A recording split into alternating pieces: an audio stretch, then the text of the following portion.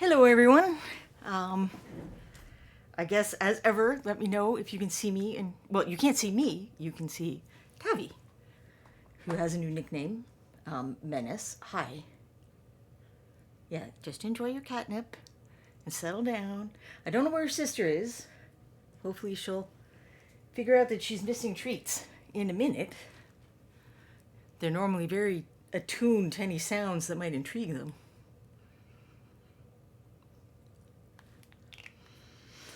I'm also concerned that she's not tired enough. Hey, Zachariah. And Quindy. And my little cat that might have a drug addiction problem. So hopefully you're all doing well today. And hopefully we'll get to see the other kitty a little bit later,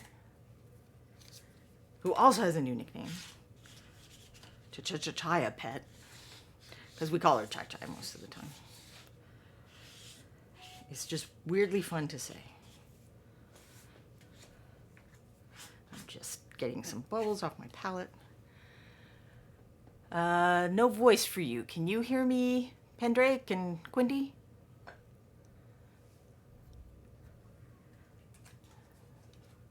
Okay, it was Zachariah's settings.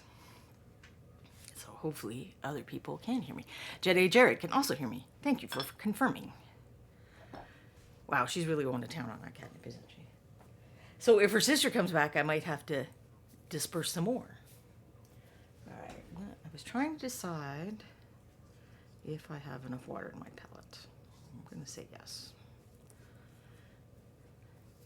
Well, Kitty, now we can only see your behind. Also, I put most of it on the other pillow. There you go. Hi. Hi. Come back. Come back. There you go. You seem to like it being on the wall there.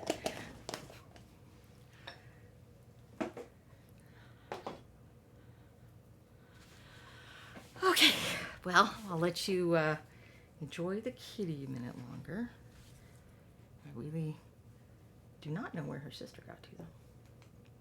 Let's see if I can get these guys on some handles. She really looks sleepy today, doesn't she? She's not going to be trying to climb all over me or anything. This is going to go great for me.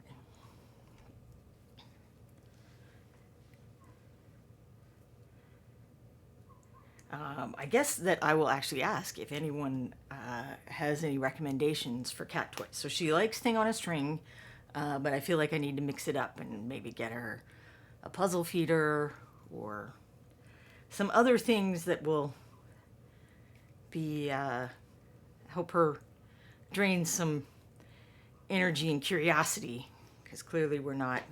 That's a great face. Thank you for sharing that face with everyone. You've had a lot of the nip, haven't you, my friend? All right, we're going to switch over to a view that hopefully includes a cat and cool miniature stuff.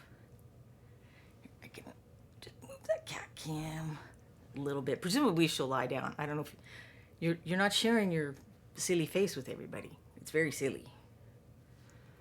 You make some excellent faces. I told someone recently that googly eye staring is kind of her default expression. So I would like to finish this up because I think it's an interesting experiment in colors that don't quite go together. And we'll see if I can end up with something that's like kind of disquieting but not totally awful to look at. And I think that it would be nice to share the end of the experiment with other people. So I thought I would try to slap some paint on the base today. And I have a few miniatures from other shows that have not. I mean, this guy's had a little bit done on the base, simply because I knew I couldn't reach under there once I started working on some other stuff. And then this one, I was just using that as an example for gluing down. Hold on. I think they call it talus or something. Just little sand grit. So it's not going to be great. But since the rest of him is painted, why shouldn't I paint that part? And then pour, wow, I'm completely blanking on his name. she thinks she's getting snacks now, and she probably is. She'll probably be back. Corbin's just been outside, and he usually gets a snack when he comes inside. I'm not sure why he gets rewarded with his favorite thing for doing his second favorite thing, but there you are. There is a toy that has a fake butterfly on a wire, and high energy cats seem to enjoy it. They enjoy it, but they don't destroy it. Mako. Thank you, Mandrake. Mako the tiki shark. Just needs a little sand or something to finish him up. Because I want to bring all these things to ReaperCon, so any one of you who is coming in person can have a chance to see them, or just so I have something to put on my desk. I always sit next to Michael, and he's got like these giant, gorgeous things, and I have, well, here's a tiny thing I painted one time. Enjoy that. I mean, if we put miniatures on our desk this year, I guess we're probably going to keep them attached to the little travel boards or whatnot. All right, so I will start with Mayor Saluth, who I think is supposed to be a statue, kind of a shrine, because you can see that there's some coins and other tribute that pirates would have left her. But I am pretending this is the actual avatar, one of the avatars, Mayor Saluth, and I guess she is still sitting on a rock near the sea where people leave her tributes. Sakurai said, of the 6 months I knew the cat, it survived the cat. And Quindy says, Ygritte has had hers for a good year, and I think I've damaged it more than she has. Oh wait, do I have one of those? And Corbin ripped off one of the butterflies? I'll have to check. I might even have one of those. Because both Corbin and Tavi have this thing where they want to grab the thing and then take it back to their lair. Except Tavi doesn't actually know where her lair is, so she just kind of wanders around. It's sort of hilarious. But Corbin was more purposeful. He would probably take things to the kitchen because when he catches something inside, he takes it to the kitchen. Because that's where food goes. So if you have a thing that you want to eat. I did not write down what I did last time. Oops, don't shake, don't shake. If I'd known that I was going to be attaching things to this desk, would I have done something different? It is entirely possible. This seems orangier, but let's find out. Because I am excited about trying to do the thing where you have lighter paint in the crevices and darker paint on the exterior, kind of the opposite of the normal wash deal, because I think I've never really done that, and I've seen it on other miniatures, and I think it looks cool. I need a brush for this, though. Ygritte is also a huge fan of the flopping fish toys that have a motor inside of them to make them flop around. I have a bunch of them, so I always have a couple charged up for her. Ooh, that does sound cool. And sturdy. I tried getting a little, it was like about this big, just a little smaller than this. It's like a ladybug, and it'll kind of, chug along. And they found it suspicious. I don't know. She's not allowed, Ygritte is not allowed to bring the floppy fish in the bedroom because that is not a fun sound to wake up to in the middle of the night. We used to get, multiple toys have the same sound in them. It's like a chirp, and if it moves, it does the chirp. But eventually we realized that just walking around, because our floors are kind of, older, and they would, go like, this is why this is happening with my desk partly too, I imagine. We realized that we were waking up in the night due to this stupid mouse thing. Or we'd be watching TV, and even the boom of like the bass in a movie, and I'd be like, what are they doing with that toy? And then there'd be like no cat near it, and a little while later I was like, oh, it's the speakers. The speakers are making this stupid toy go off. So yes, that's got to be the end of that. Sakurai, I see if ping pong balls will entertain them. Pink, red ones are better, but other colors work too. Corbin has a ping pong ball. It's unfortunate that we have kind of stairs very centrally in the house, and anything that can roll down the stairs does. Now, Chai is pretty good about, like, she carries her little ball toys around, so she will knock them down the stairs, but then she will also go get them. That seems like a much brighter orange. So I think I need to mix in more of this pink.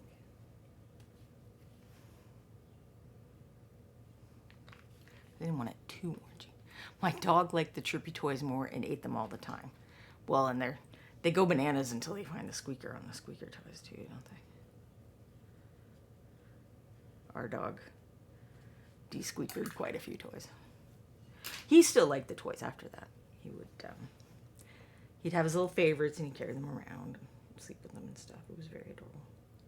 That still does not look super matchy. Well, since value is more important, I'm going to choose not to sweat it too much. It's going to compete a little with the other colors since it's a little less subdued, but it is my plan to, you know, put the gray from their bodies on the top of the texture, so I can hope that is sufficient to tone it down. And if it's not, then we have ways. We have ways of desaturating things. We have many ways. Desaturation is not a problem.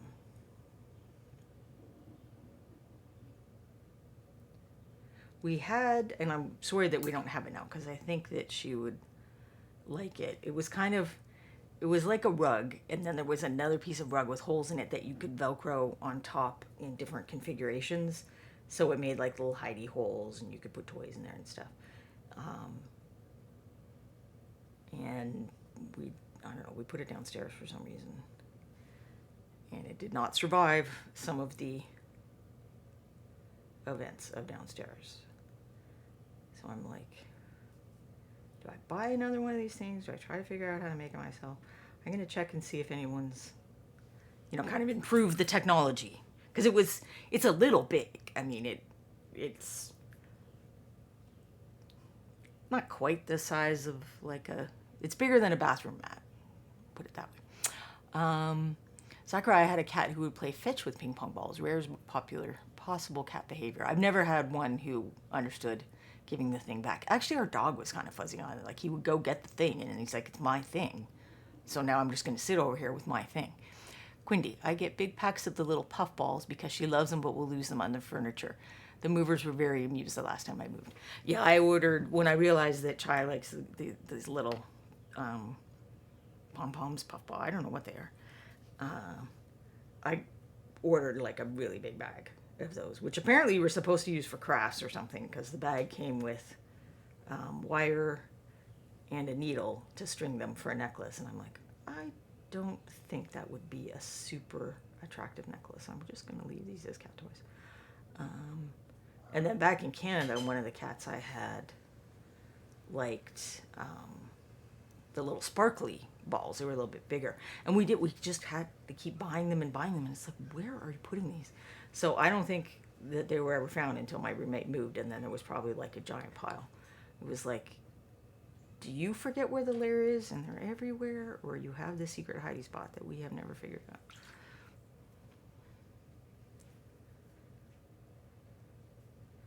I don't know if they've had their snack yet to try and lure them here. Quindy has one of those pop-up crinkly tunnels up against the wall in the hallway. It keeps Secret from tripping me quite so much when I'm walking through, because she likes to run through it instead of under my feet. We have one of those in the living room, and Tabby will go in it if I'm playing with her, like with the laser or something, and I put it on the opposite side. I'm not sure that Chai has figured out how to go through it, and I'm kind of not sure that Corbin would fit. Because he's looked at it a couple times, and then he's just walked away. And I'm like, okay, buddy, if you don't think you fit, then probably you shouldn't go in there. Oh, is this Chai now? Do you need your own nip? Here, why don't we give you some special? Here you go. You can have some too, Corbin. You come up here. All right, you come up here. Come here, Corbin. And you come up there. Look at how cute you are. Come on, right here, bud. Right here. Corb. Corb, you are smarter than this. I know. You come all the way in there. And you get the catnip that's right there. Right there. It's right here. It's right here, bud. So they're a rare Corbin sighting. Well, he's so petite. Like, look at the size of his head next to Chai's. It's just crazy. Because Chai and Tabby are, you know, decent-sized cats.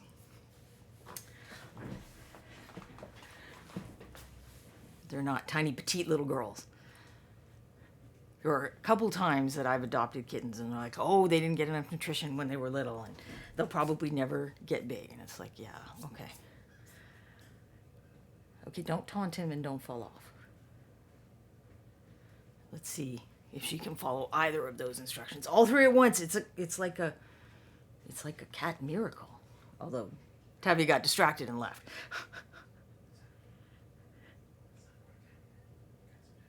No, they're having catnip right now. They're having catnip right now. Okay.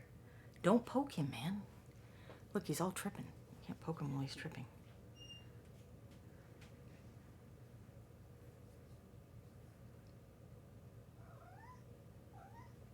Yeah, Tab, what's up?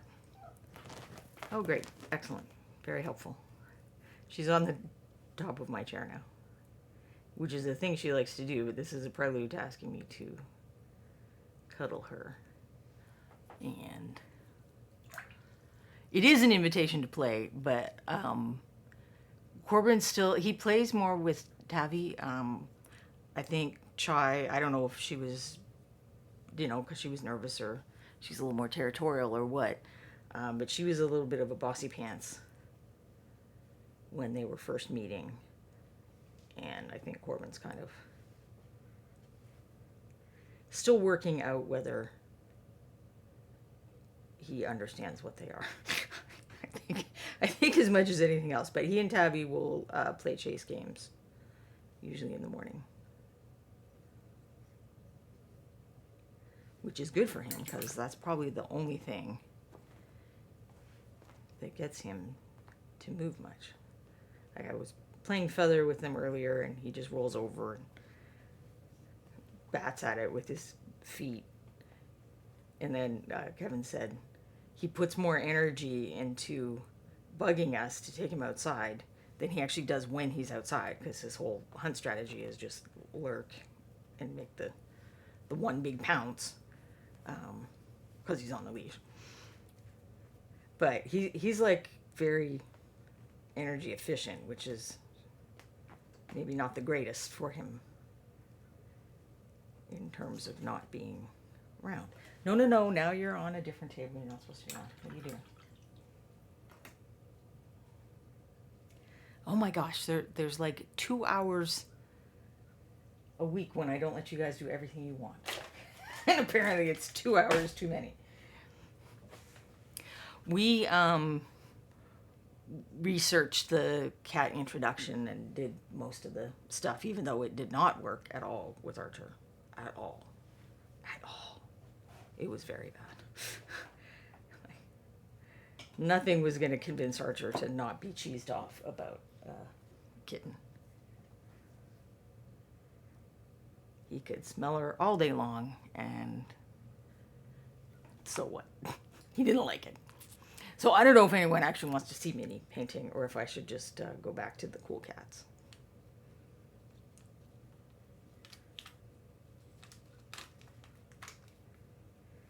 If you hear crinkling in the background, that is Tabby, who found the piece of tape I was using to take the lint off my palette sponge before I started.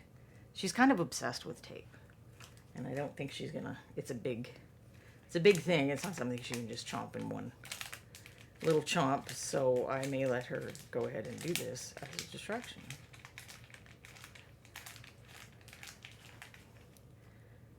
because apparently she really needs distracting.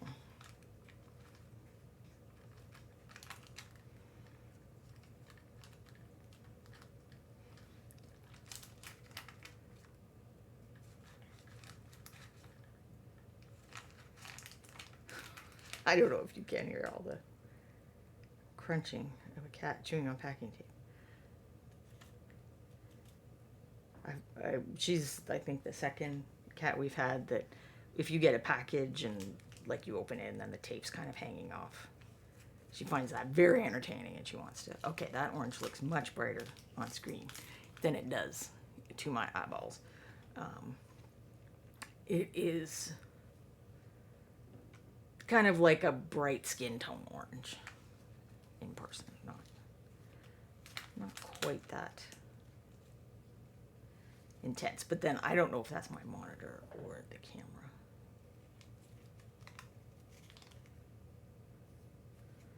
I should probably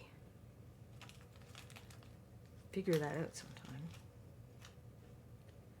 Nope, you can't come on this desk. Sorry, boo. All right. In fact, you shouldn't even be there because now you're knocking over all the paints and I will have a fun time trying. Nope, don't bite that. I know, you feel like I'm just this horrible person who tells you not to do things. You have toys, buddy. You have toys. You have toys and you have places you're supposed to go. And you have food. And you probably can't access catnip right now because these two guys are...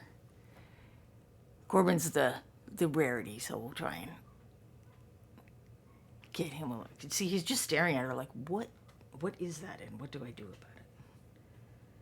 He's going to figure it out, though. I feel like he's going to figure it out, and one day they'll be friends, and we'll catch them snuggling up together.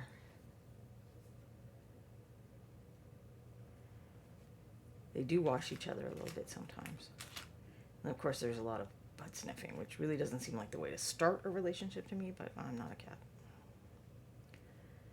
Hi, Menace. What are you doing? Hi. What you got going on? Excellent.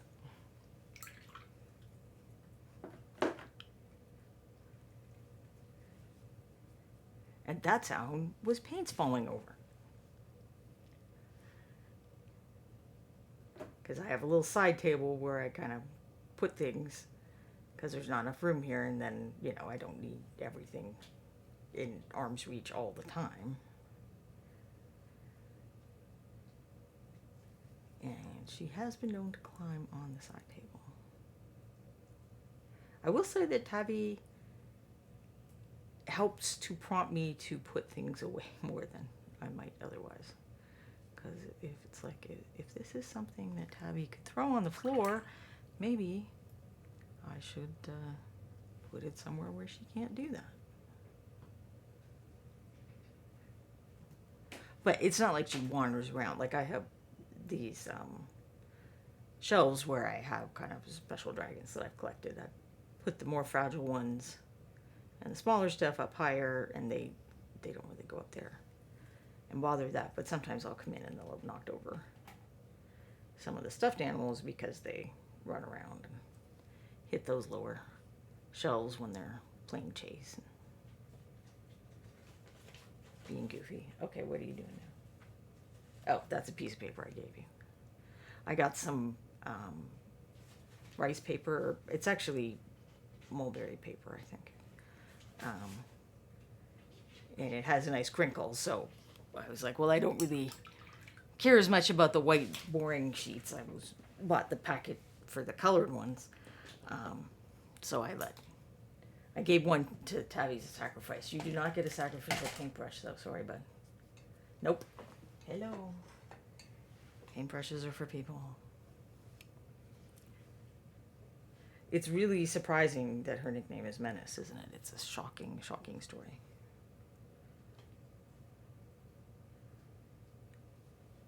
Every now and then I'll be like, where's blah blah? And blame Tabby. And then find out that it's not. And then I'm like, oops. Sorry for profiling you, Tav. We profile Corbin too. Who is very similar. In fact, much more in his youth. He's very active and eager to hunt and intelligent, and it was like this made for a cat who was like bored all the time and got into trouble.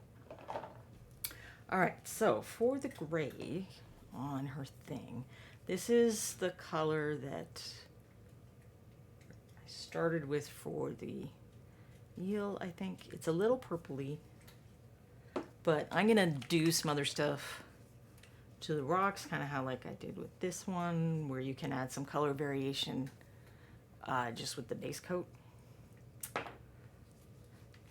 I'm just going to start with this as an initial coat, because then it has to dry. Okay, well, now that's me messing with the brushes. And everybody's very excited about it. Excellent.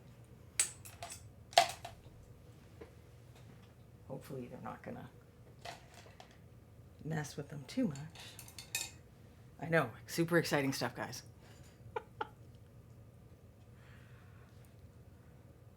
There's other stuff under here. I mean, again,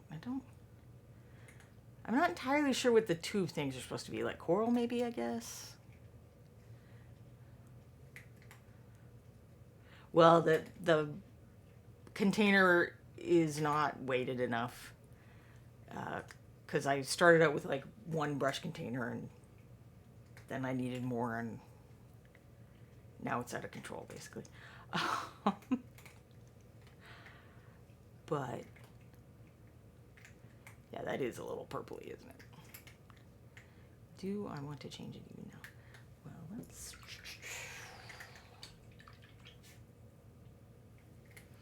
let's do this and see what happens. That sounded like a catastrophe. It really was me, but probably wouldn't happen if the cat wasn't wandering around, making me look over there every 5 seconds to see if she's destroyed something. But and here's another cat story. So anyone who's had cats know they like to play a game that I call Monster Under the Sheets, which is the cat sees your feet or legs moving or whatever under the blankets and attacks.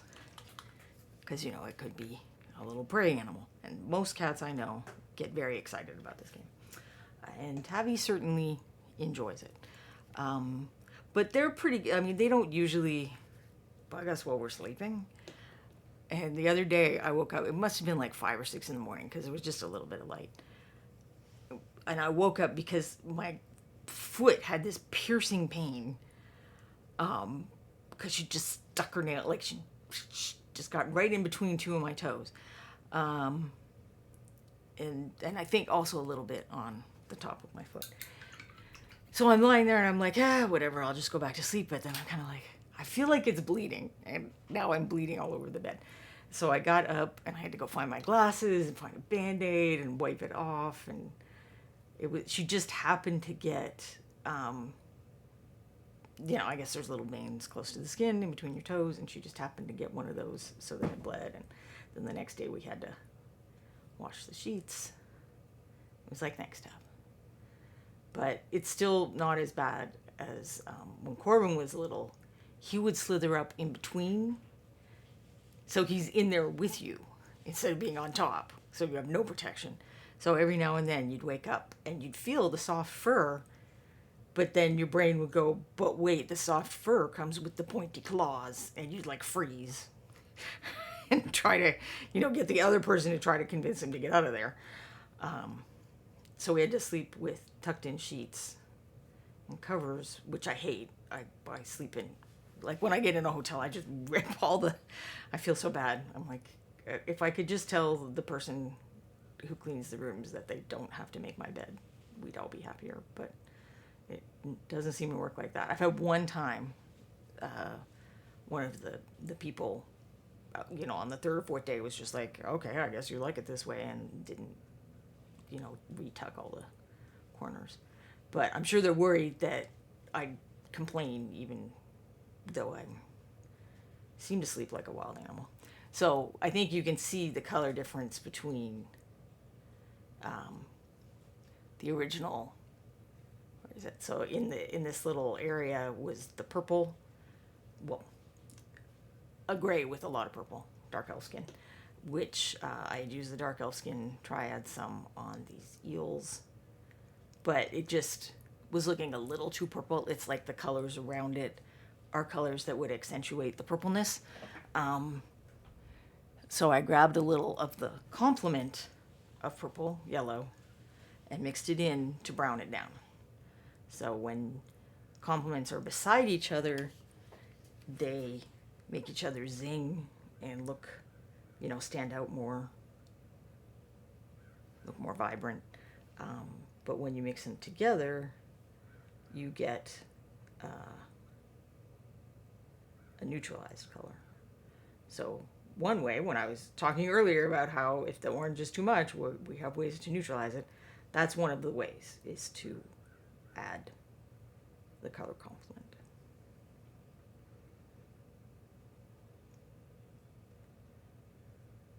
And it is a way I like. You can get some really nice grays with purple and yellow. Okay, I'm going to turn the sound off for just a sec because I got to blow on some bubbles.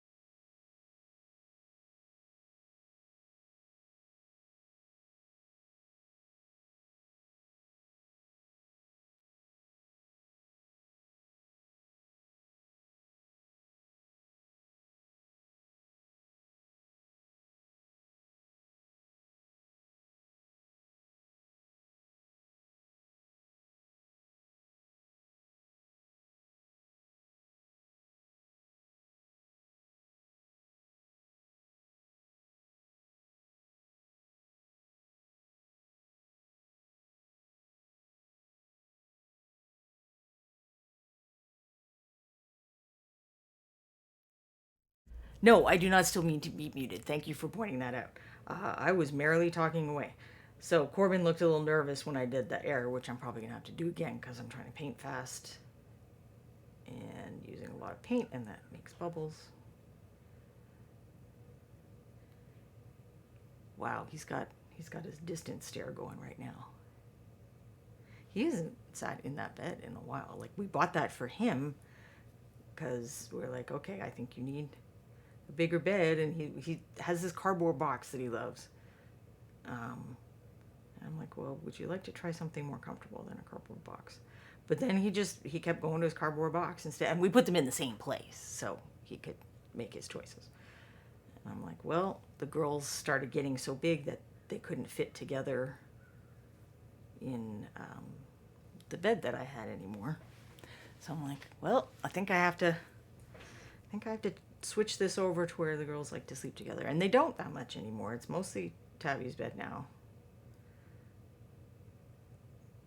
And if they want to sleep together, they'll do it on the couch or the people bed. So I don't know if that means I need to get an even bigger bed. But then, like earlier today, they were sleeping with me when I woke up, so I sat with them for a while, and then I'm like, no, I got to get up, guys. So then Tabby walked over to where her sister was and just like flopped down on her. Like, okay, it's a giant human bed. You don't have to literally sleep on your sister. You can cuddle up beside her. Ugrit has never been a cardboard box kitty. She had one box that she liked, and I made the mistake of moving it into the bedroom for her instead of where she wanted it in the living room, and so she never sat in it again. Corbin, I think he's not into like just a random packing box. It started off, it was like the lid off a ream of paper. And so it was just a little lip. So it's like a cat bed, but made of box. And eventually, it did not survive the Corbynness. And then, was it last year or even the year before? Reaper has those white boxes that they put like special things in, and that was the VIP or something package last year or the year before. And I'd taken the stuff out and put it on the dining room table, because everything ends up on the dining room table, with the intention of breaking it down and recycling it or something, seeing if I needed it for anything else. Because there's some meme that goes around, it's like when you're you need to get rid of that box, but it's a really good box. I have that problem a lot. Anyway, Corbin discovered it, and he loved sitting on top of it, even though the lid immediately started to sink down. So I grabbed a pillow and I put it in there to support the little lid a little bit, and he used that for a long time. But eventually it got crushed and dirty, and I was actually thinking about bugging Ron. Can you send me one? And he said, oh, you want another set of the stuff? I'm like, no, I don't want the stuff. I want the box for my cat. My cat is in love with the box, and we have to take it from him, and we don't want him to be sad. But then we were out with some friends, and they like to go to, I don't know, was it TJ Maxx? There's some kind of remainder shopping type place, and I'm like, well, let's just look at the cat thing. Well, no, that's where we got that bit. I looked on Amazon, and they have like cardboard boxes that have the scratchy cardboard thing at the bottom, so we got that. And he actually even, like, I took the scratchy cardboard thing out, because we call it the bed of nails, because it doesn't seem like it would be comfortable to sit on. But he actually likes sitting on that, because we had it in the living room, and he'll go sit on that sometimes. It's like, okay, you're kind of a weirdo. I think we might have put it back in the box now.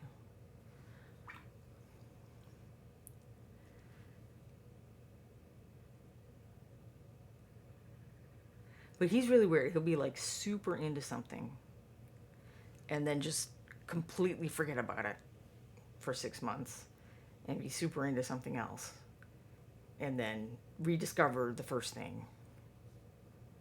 It's like, okay, weirdo. So we never entirely know what he likes. And then I have like a cube shelf in my closet, because I hate hanging things up. So I fold everything, and I just put this cube thing in the closet. And the cats started to sleep on the bottom. So originally I had all the things in baskets, and I guess they like to sleep in the little baskets. So they're sleeping all over sweaters and whatnot, which is not exactly where you want the cat sleeping, because then you're covered in fur. So I'm like, okay, I'll just clear out the bottom, and they can have these baskets, and I won't store things there. And now Chai wants to sleep on the second shelf up where clothes are. It's like, oh my gosh. But yeah, when we were looking for the cats, we I don't know, we do a little head check now and then. It's like, if we don't know where you are, have you gotten in something? Have we trapped you in a closet? It's happened. So we would go check there. Archer didn't sleep there much, but both Corbin and Ella liked it. All right, so that's wet. So we do something else now. This guy. Well, actually, what color? So he's very pink, and he's got rocks and earth.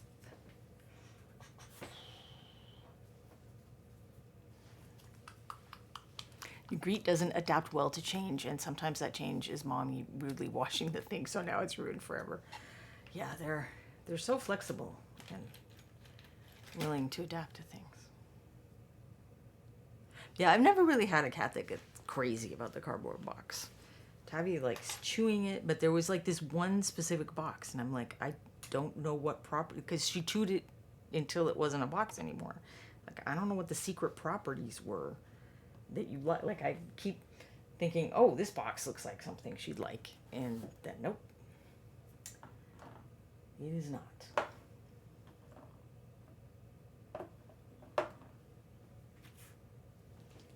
Actually, why do I have that gray? I'd rather have this gray. Mountain Stone.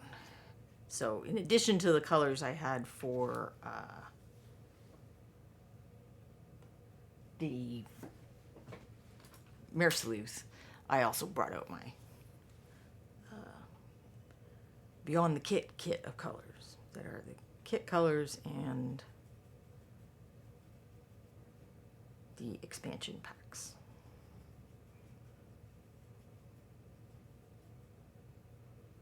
To the kit colors, because I kind of designed the original kit as like one giant kit that fit together. And it turns out that this was not really apparent to people who weren't me.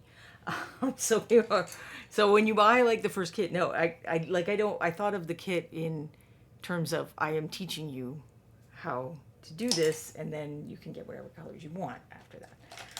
So I really came at it just from the teaching angle, and not from the you should have a starter set of paint at the end of this. I did not think about that, I guess, for some reason. Because I figured after that you'd want to pick out your own colors, I guess. Wanting new colors was never the thing I had a problem with when I first started painting.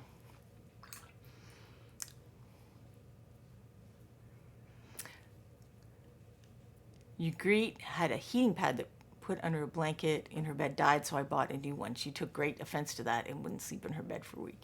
Yeah, I guess it probably smelled different. I don't know if any of you have noticed this, but it seems like some of the stuff that I open up, the chemical smells are just like really terrible. Like sometimes I have to put it in a different part of the house to air out and kind of come back to it later, because it's like, okay, I can't handle that smell.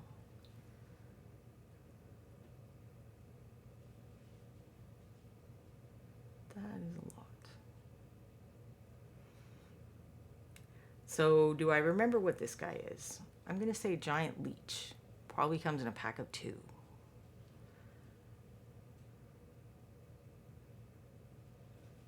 Because there is an alternate sculpt with that guy, if I am recalling correctly.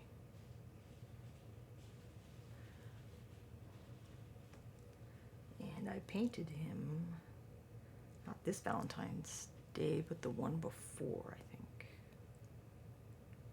when I did a thing about painting pink and how it didn't necessarily have to be, you know, candy hearts and pretty bows and whatnot. We can use pink to be gross. So there was this guy and I call him the eyeball monster, but it's something tyrant, I think, who is almost done. I kind of finished him up to a point where he's ready for some criticism and fixing, I think. Which is, I'm trying to get some of these guys to that same point. Because, you know, ReaperCon fast approacheth. And I haven't done okay, here's the critique, and now I'll do some repainting on it thing in a long time, even though I keep saying I'm going to, because I need finished minis to do it. So we need to sit through a show or two of me making minis be finished so that I can talk about what's wrong with them and what's right with them. I do both.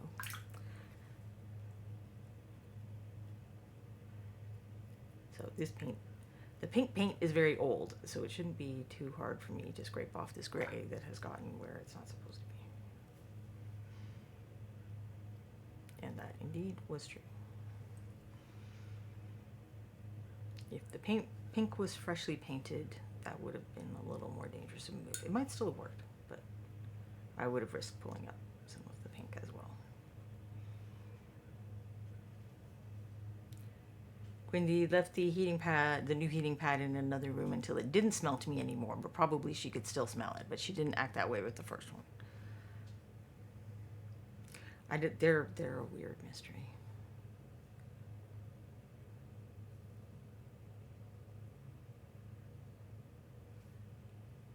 Like Corbin will react to he sometimes he wants to sniff things, although he's gotten over wanting to sniff things I have because everything I have is super repulsive to him, apparently.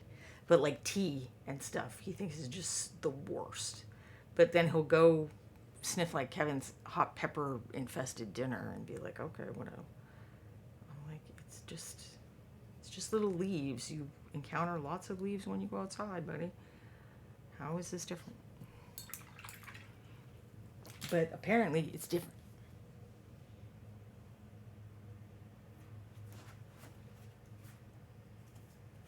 I mean, to be fair, I do get some flavorful teas. And I have a lot of them. I don't have a problem at all.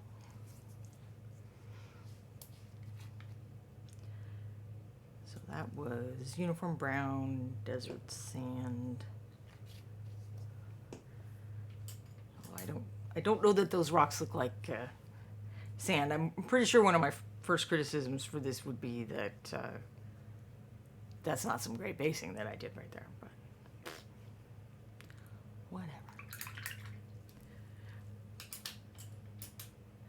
It is nice and easy to glue stuff on top of existing bases, so I think that was just the base I had at the time to demonstrate this principle. Here I'm not super worried about the paint not being dry because, you know, it's not like there are super clean edges between where the rock is and where the dirt on top of the rock is. So if anything, a little bit of dirt color in the rock is just going to look more natural.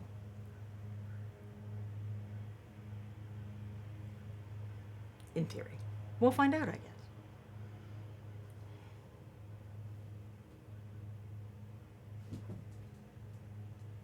I felt like I had another story. I told you the story of Tabby stabbing me in the toe, but I thought there was some other story I had from the past week.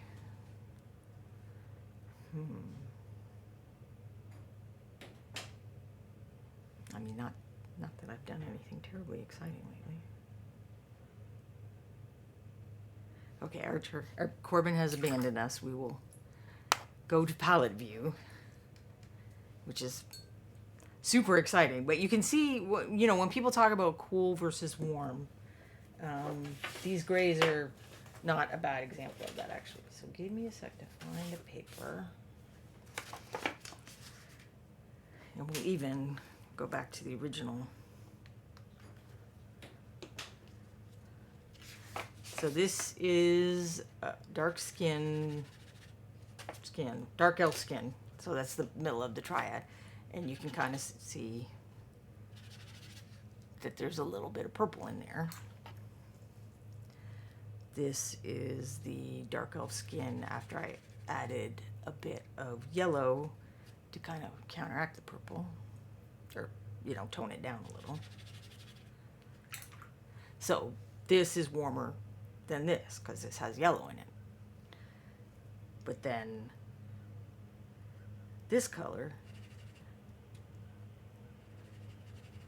is even warmer than that because it's a gray with some, you know, brown and stuff in it. So when people talk about, you know, using a cooler color in the shadows or a warmer color here, it doesn't have to be orange or blue or whatever. There's like a scale, and you can use a color that's like the color that you're using, just, you know, what has a little more blue in it or a little more yellow in it. Zachariah, my puppy was very particular about which heating pad she'd use, probably something to do with her ability to turn one brand on without human assistance. Yeah, that's always my fear, that they'll learn to operate these things. I lived in this like really cool apartment when I was in college the second time. It had been built in like the 20s, I think. And I guess it was probably intended for, younger single men. Be kind of a bachelor pad. Like it had this like super tiny bedroom, but a full-size living room, and then the dining room. Why are you talking to me? Kevin's the one with the food. Okay, why don't you go to the kitchen? When do you ever get your num-num food here? Never. So it also had like a really, really tiny kitchen, but it had an actual little dining room. It had a door that had been blocked over in the hallway because it was old enough that it was the door where they would deliver the milk. Like that's when the apartment had been built. That was the milk delivery door. I used it for spices. It was like having a nice little spice cabinet, but in my dining room. And why did I begin telling this story? Oh, the other feature it had in this full-size living room was an electric fireplace. So you just flip a little toggle switch and turn it on, and it was really nice and warm. I didn't use it a lot. I did once dry socks on it, and it got warm enough that it kind of disintegrated the toe of my socks, which I didn't realize until like I put them back on and I went out, and then I discovered that the toe of my socks was disintegrated. So that was fun. Anyway, but I did used to worry that my cat would figure out how to toggle that switch and burn the place down. She never did. She wasn't. Well, I can never figure out if she was actually dumb or if she was like crazy like a fox, smart in that if you don't seem like you can do anything, everyone else will do it for you. So I never 100% came down on one side or the other of that one. Well, now this is interesting. So this is a pretty cool figure. He's got some of this kind of color in the shadow areas of the fur, and then there's blue and green and purple and stuff in the sparkly metallic. And then I used a warm color similar to this on the beak and the claws, which honestly I don't know if I like it or not. But what kind of gray should I use on the rocks? And we've got 2 rocks here, so we can take a cooler one. Well, actually, let's go all the way down. Let's go all the way down to the purpley cool. Which, again, it does look very purple because it's right next to some green there. So I'm going to go to the modified purple instead.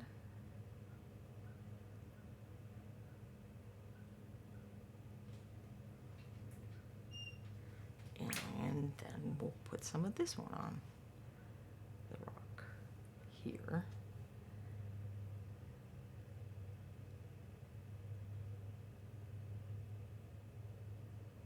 And I think I'm leaning to the warm one, but I am wondering if it's a value difference, like if this is a darker gray than that one. So let's get just a little bit of white. If I remember where I put the white.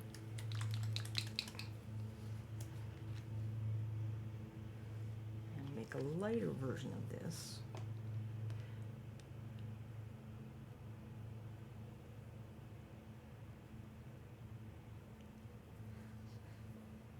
Try it.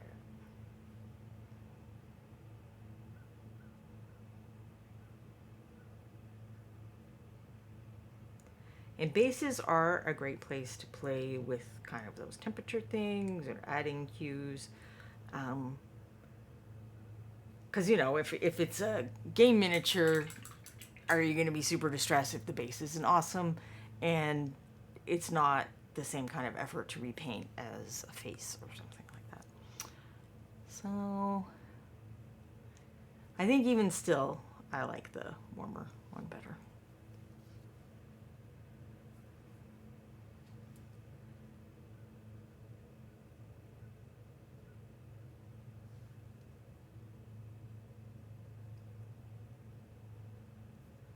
but I will have to try to avoid it looking too similar to the claws, because I think this literally is the color that I painted the claws with.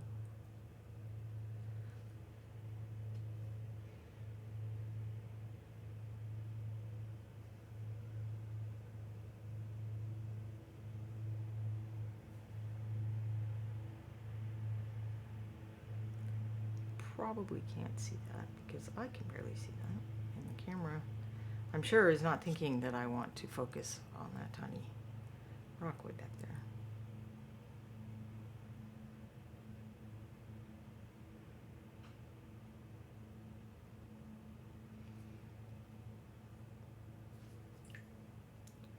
So while I did do an initial kind of color mix on the ground there, I never really did anything else. And possibly I should.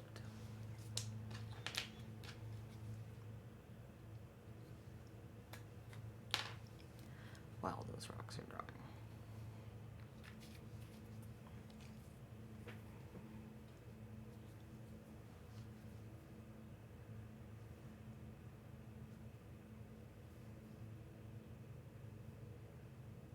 There was just a little spot where I had gotten something else on there.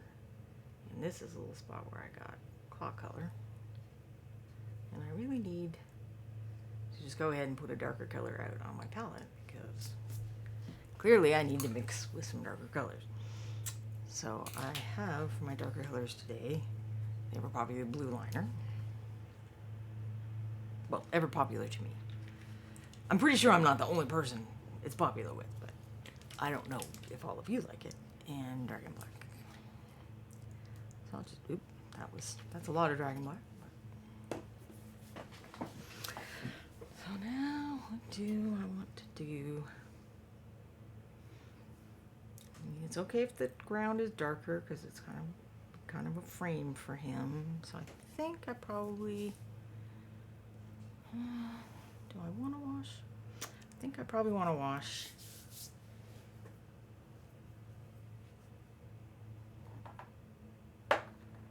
with the brown I don't have, but we'll fake it. We'll make our own version.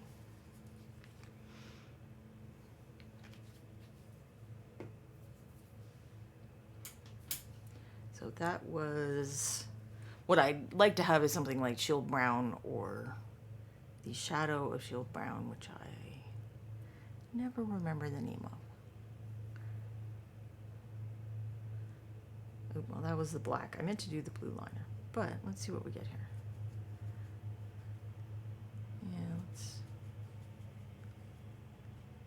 that's very green.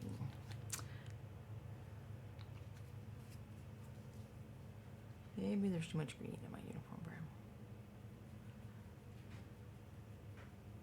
Which blue liner is only going to make worse, I guess, isn't it? Alright, plan 2. I'll get an orangey brown, woodland brown. And we'll mix a little blue liner into that and see what happens. Since orange and blue are color complements, in theory, I should get something that's darker and more neutral.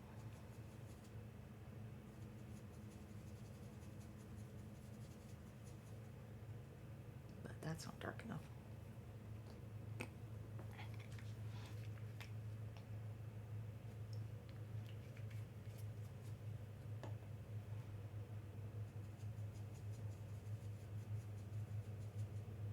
Still not dark enough.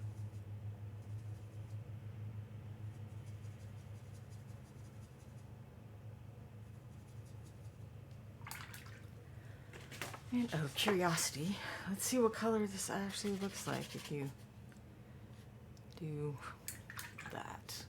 So sort of greeny grayish. I'm okay with that.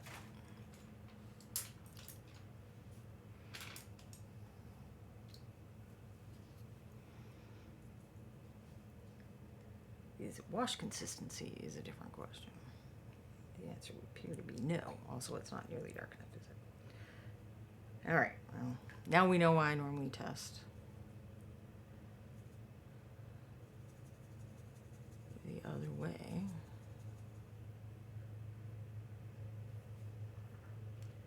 Try over here.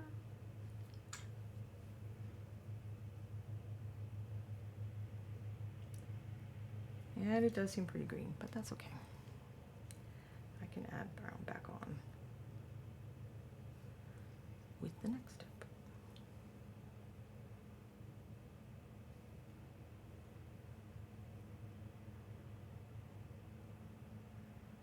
Should I have done this before painting the rocks? Yes. Yes, I should. But we'll just consider this adding natural variation to the rocks if necessary.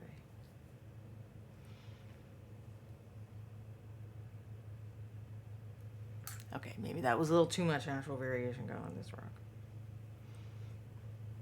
Hopefully you all also watching people who know what they're doing.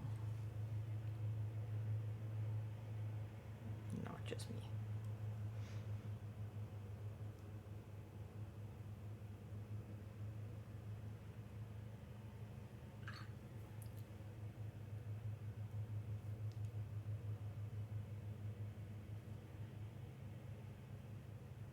So that is one way to help unify.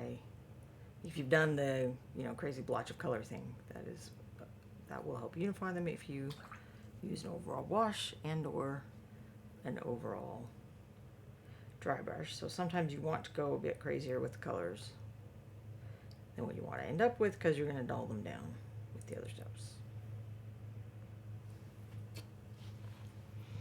Which is maybe not the case on that guy. I don't know. He might need more color. I mean, I don't want to put too much saturated color in there because he's kind of like black and white and stuff. But while I'm here with this, I think I'll call this a good base for sand. And put it on Mako. I assume you can still get Mako, hopefully.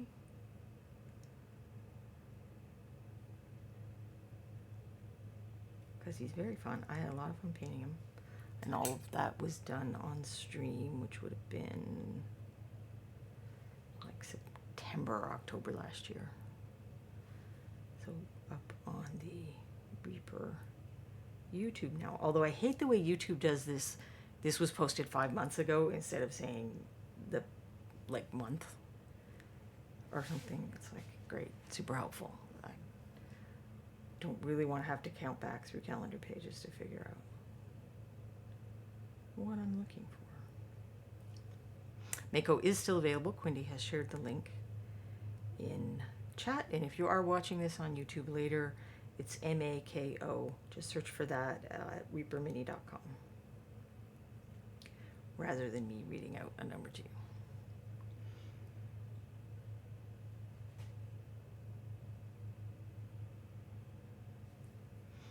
And he's super, there's so many different ways you could paint this guy. I had come back with the Rippercon colors, and there were a few that when I looked at them together had a very kind of beach vibe to me. The whole set is not beach vibe because it was, spooky haunted town, but there were a few that gave me a bit of a beach vibe, so I was like, all right, I'm going to use them on Mako. If you click on the 3 months ago or whatever, it will change to the date that it was posted in the description box. What? Quindy, where were you 6 years ago? Or 10 years ago? Or whenever I first needed this information. I have to go try that right after the show finishes. That would really help, because I do have a little spreadsheet with the shows, so I write down the date and then the main topic. And sometimes sometimes I want to go back and figure out what colors I used, or how did this go, or how did this look on on camera on my real monitor. And then I go over to YouTube and I go, I know I painted it near Halloween, just show me the word October. Help me out here.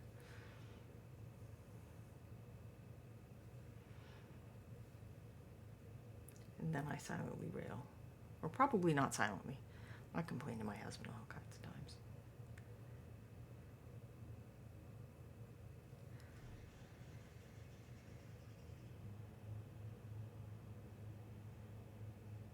I mean, honestly, even if he isn't here, I might say something out loud, because that's just what I do, I guess.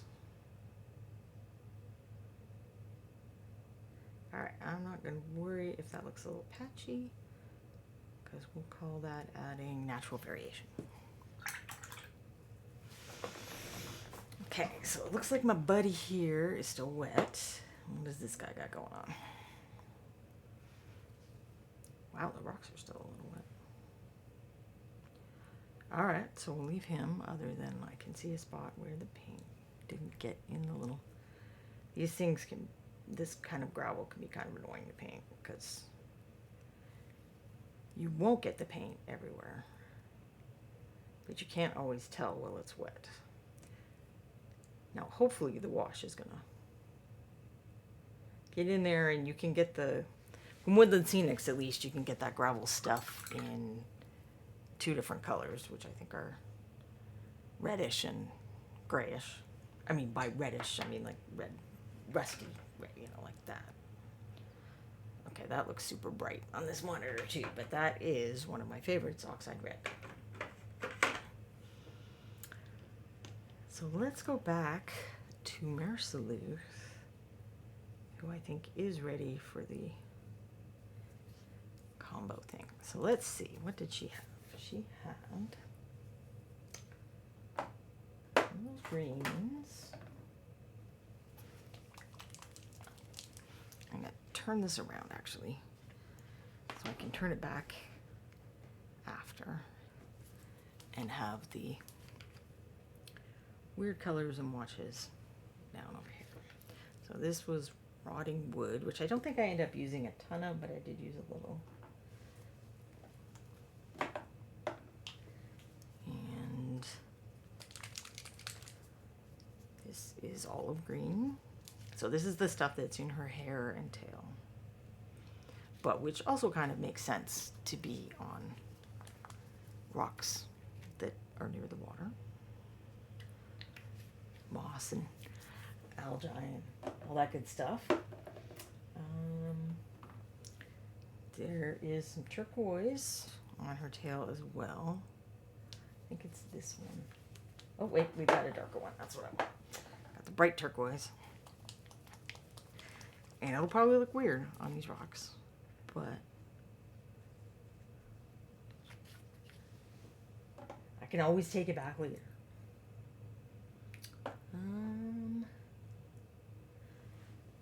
Pink.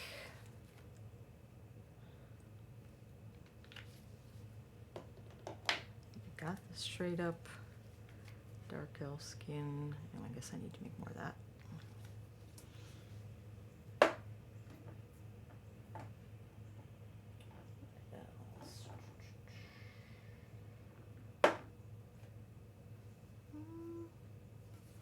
Maybe a little bit of this red brick. So in theory, especially if you're painting a quicker miniature, you already have this stuff out on your palette, and you can just kind of use it up doing the base to integrate. The idea is to make the base and the person look like they really are in the same, or the miniature, it doesn't have to be a person obviously, they really are in the same environment. And because of the way light bounces around, it is helpful to do that with colors that you used on the figure.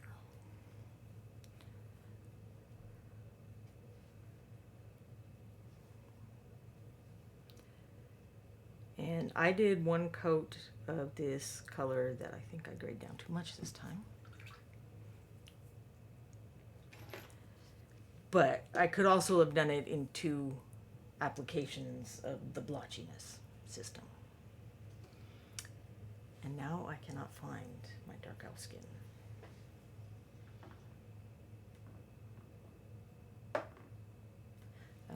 I want some of this midnight blue too.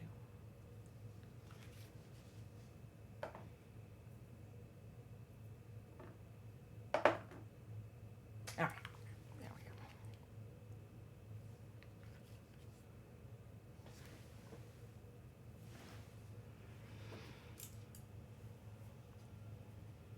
Oh, Quindy left. We can be chaotic.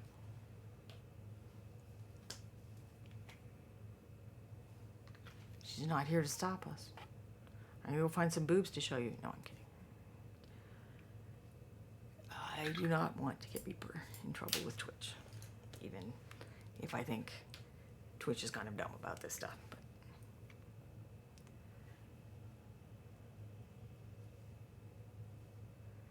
But I can imagine there are cans of worms they don't want to open with the hot tub girls and whatnot.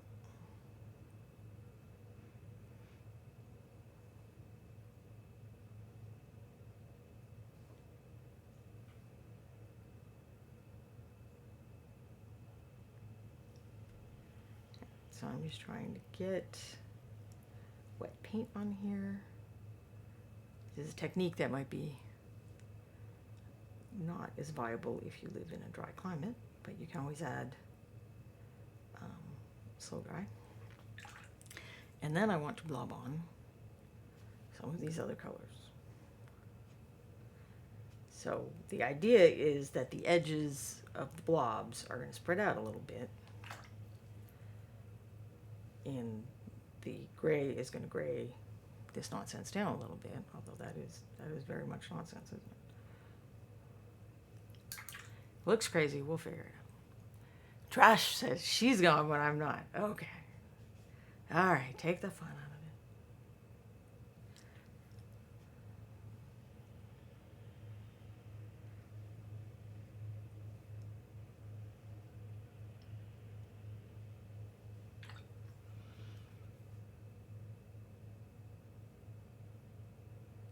Oh, that's that blue. All right. Let's put some of that blue in, which is probably a better choice than the crazy blue. I know, it looks insane. But hold on, we can decrease the insanity by just getting some of the original back, or even, you know, it's so wet here. I can just kind of work that in a little more.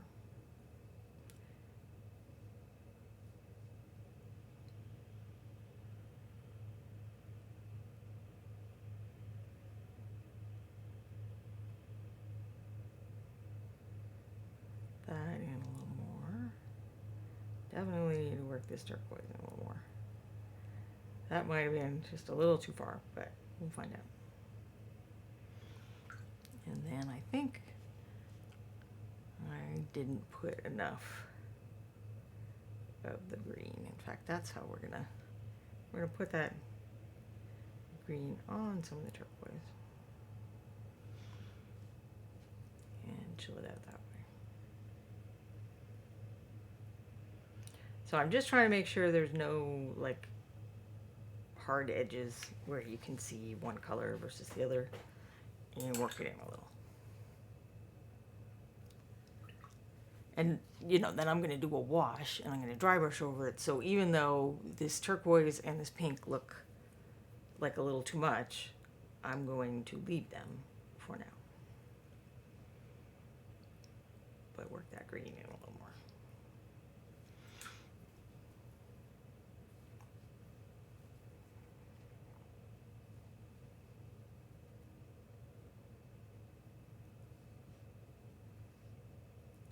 On a smaller base, you can do this whole step at one time, but it seems safer to break it up a little. She has a pretty big rock here.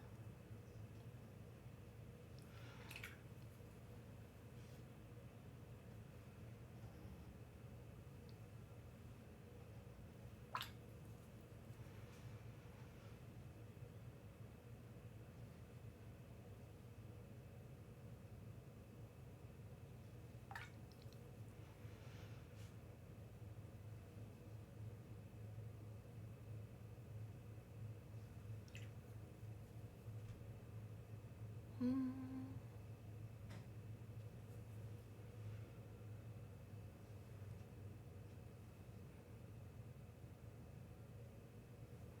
Okay, well now I'm going on places where I didn't put paint, so I'm gonna thin that out for now. Again, I'm just trying to make sure there's no edges.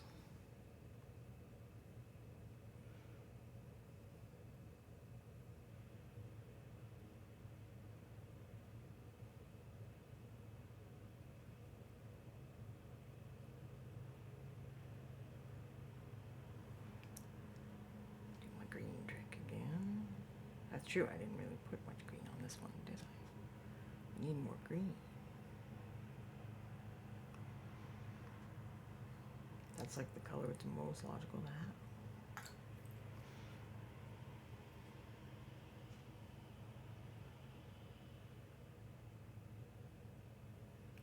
I'm also looking out for bubbles and trying to not have the bubbles.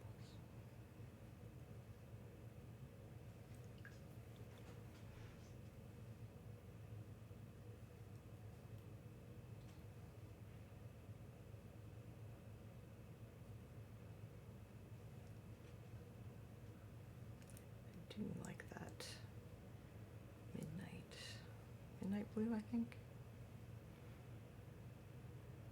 which I used in the shading of her skin.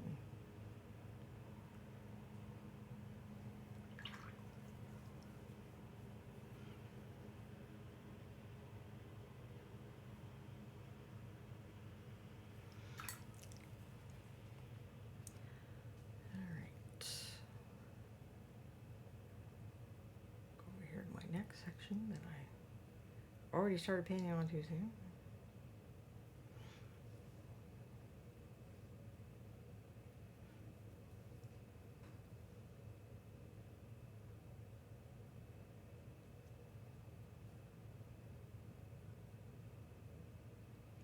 Now, I could be trying to do this with some rhyme or reason, like, well, that's cloth, actually. I thought it was seaweed at first. If there were, like, little plants or something on here, I could be taking a moment to try to,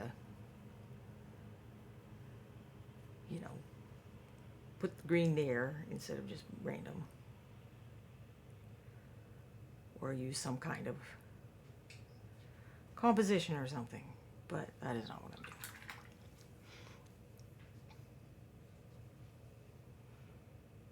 On this occasion. I mean, other than I don't want the green too close to her tail. That is, includes some of that color. Hi, sad girl. Didn't you get your dinner? No? I think you did. I think you did, liar.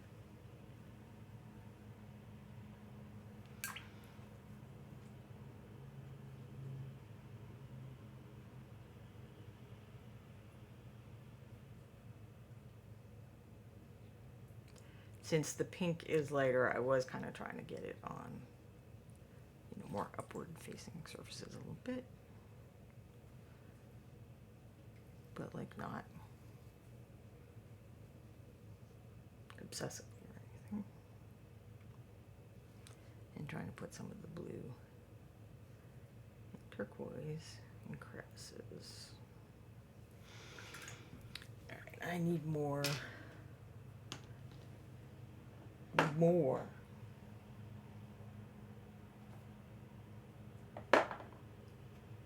Midnight blue.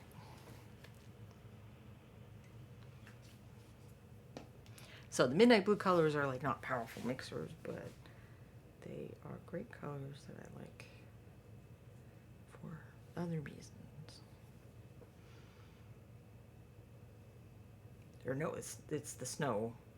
It's Snow Shadow, Twilight Blue, and Midnight Blue, I think, are the colors. And I like them together, but also I kind of have different functions for each of them.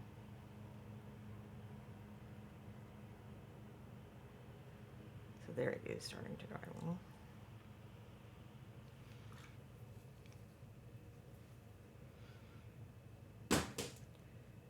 So this is the concept of what I call visual interest, I suppose is what I most often call it. This is a giant rock. Like if I just paint it all gray with gray wash, with gray highlights, like that's not very, that's a lot of that to be looking at the same color.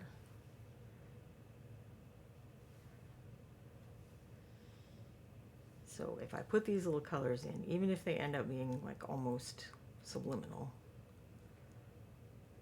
which hopefully they won't be that dulled down by the next step, it will make it more interesting to look at.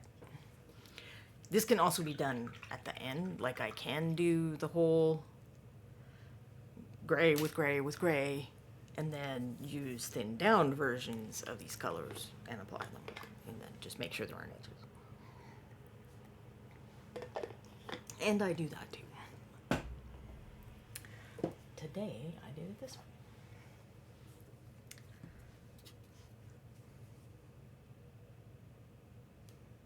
Wow, there's still just a little bit of in the crevices on that guy, but we're gonna forge ahead.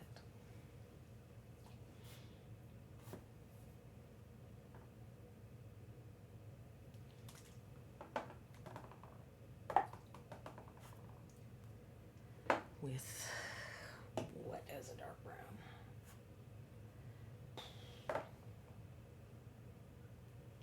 Do I love any of these options?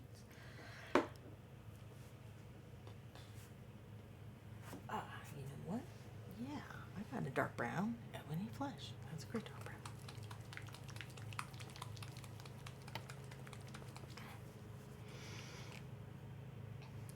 Now that is too dark for the sand guy.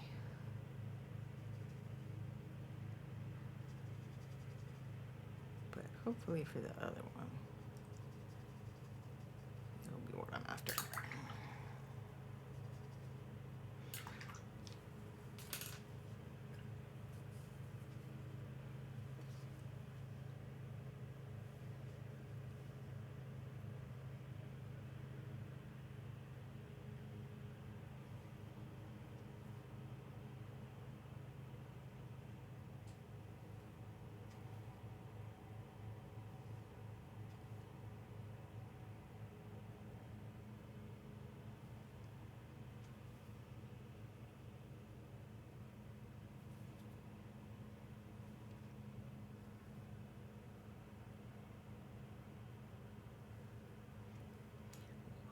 I think I can use this one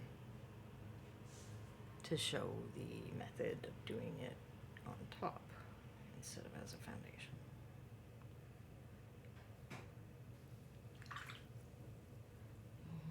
And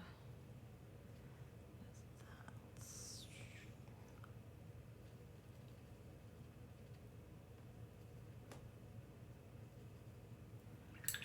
gonna put a little green in his rocks to play off of the pink. But I need to make it darker.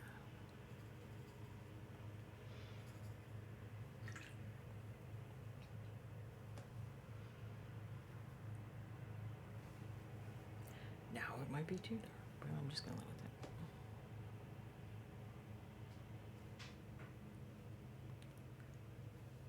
And again, I don't care if these washes are going to mingle a little, because the way the landscape is, there wouldn't be like a really this is this, and you know, it's not like this is water and this is land. It's like this is dirt that is on top of rocks.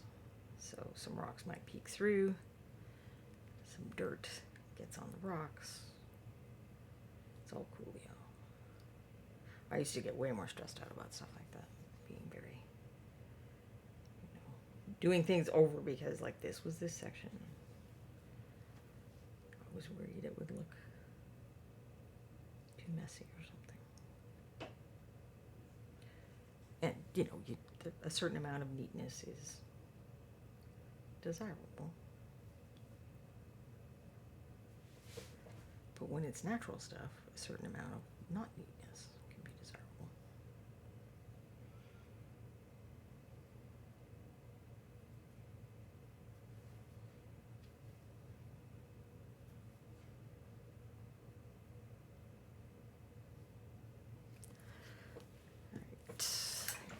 This guy had rocks. Hopefully the things in the background are not messing up the camera.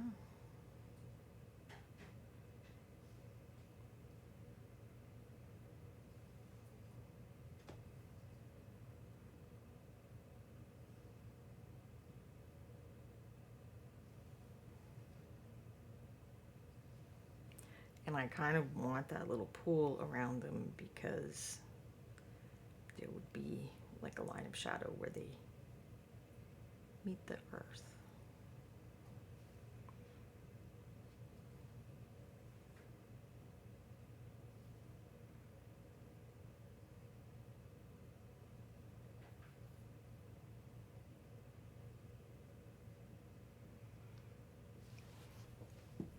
Now for this guy's sand, I don't, do I want just a little bit of a wash maybe?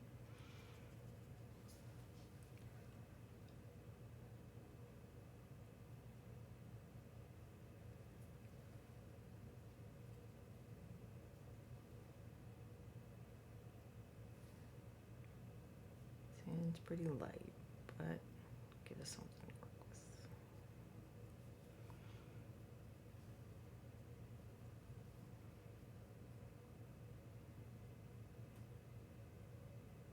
I guess there's all kinds of different colors of sand, actually.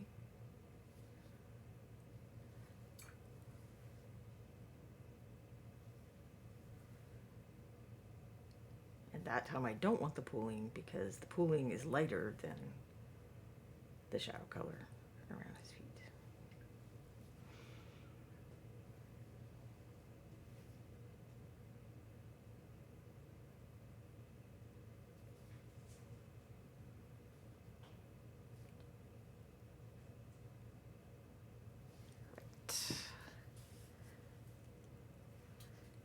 Is this, so here's what the smooshy mess looks like. Almost dry. It's not completely dry. I bet the earth is dry here though. Or the grass, I don't know, whatever we want to think of that as being. So I kind of want a lighter brown and a lighter green, I think.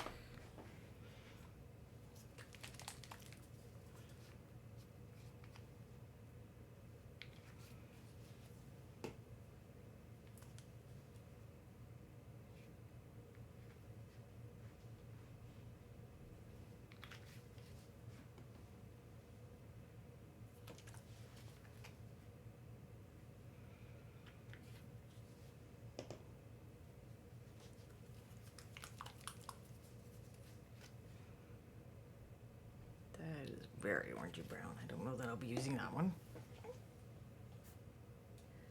What else have I got over here? Leather brown.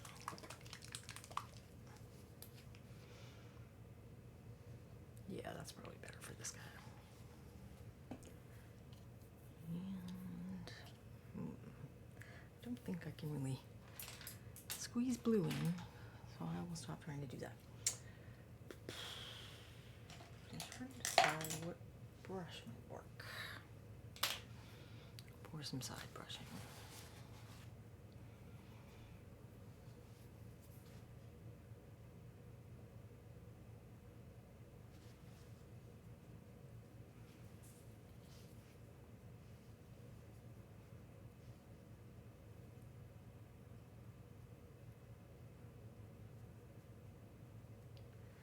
That might be a little too light.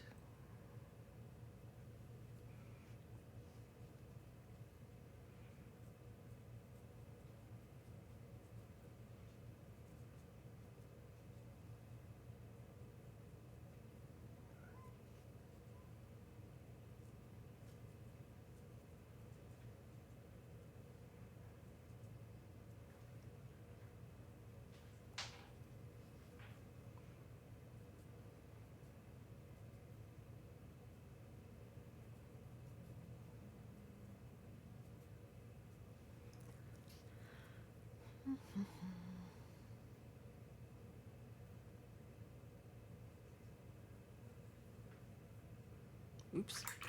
There was some light gray there that I completely forgot about.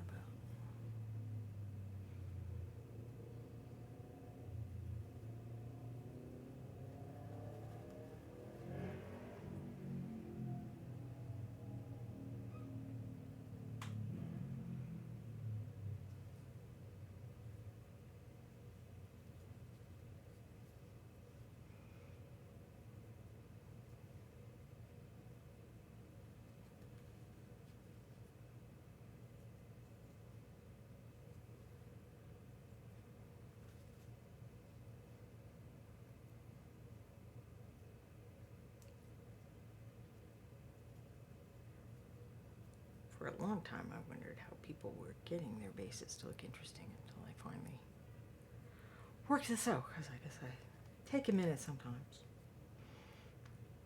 And I'm sure there's multiple different ways of doing this, apart from even the alternative one I talked about.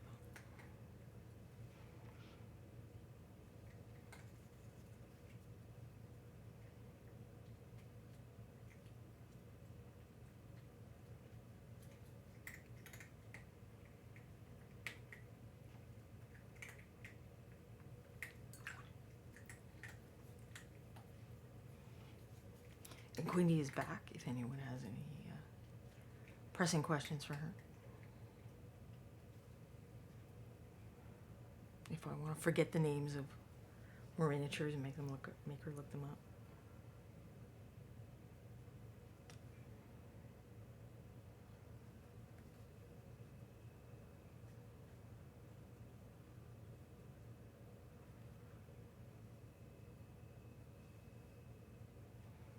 Well, it's not that I want to forget the names of everything.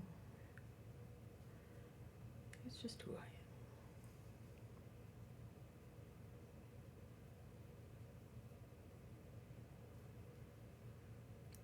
When I took the citizenship test, I was just like crossing my fingers that they weren't going to ask me the date questions. It's like, ugh, this is not information my brain retains.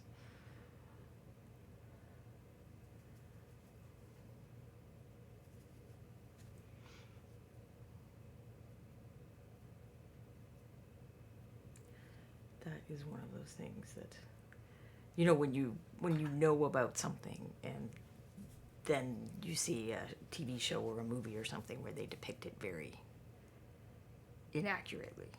That is one of those things for me. It's like, I was watching a show recently, and, you know, they were like, the book that she had to study was like this thick, and it was this whole thing, and it's like, it's not that bad. And even back when I did it, which was a hot minute ago now, there was a DVD, so you could listen to somebody talking about it as well if you were more of an auditory processor. So I wasn't worried about the test in general, just they ask you 10 out of X amount of questions, and if they hit me with 10 date questions, I would have been toast.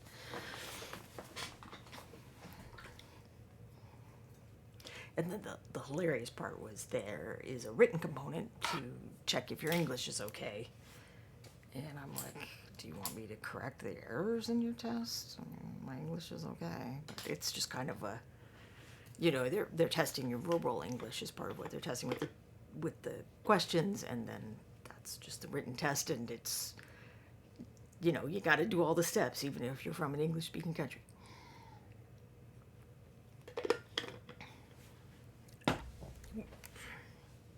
I keep shaking everything. My apologies.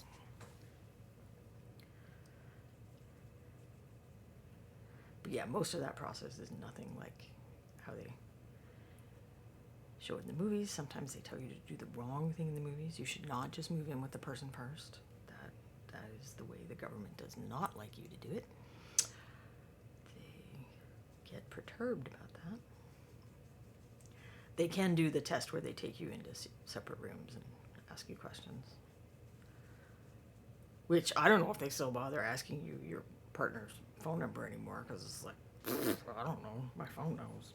I don't know anything. That is not my problem.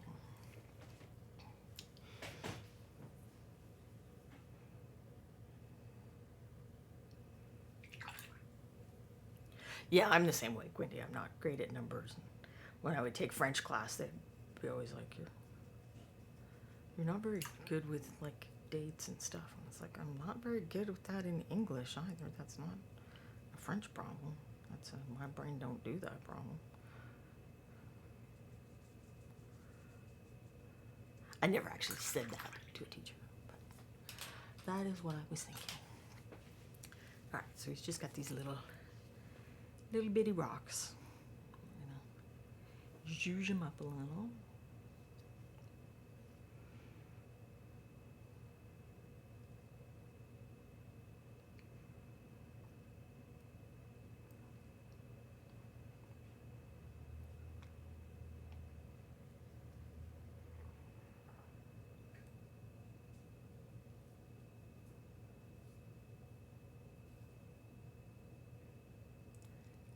Trying to add a little texture, and then I will dial it back as necessary. I am not trying to add cat hair, but nonetheless, here some is. I'm sure everyone else with cats can relate. There's like a little white bit right there, right there, right there, and hopefully that doesn't look like crap from the other angle.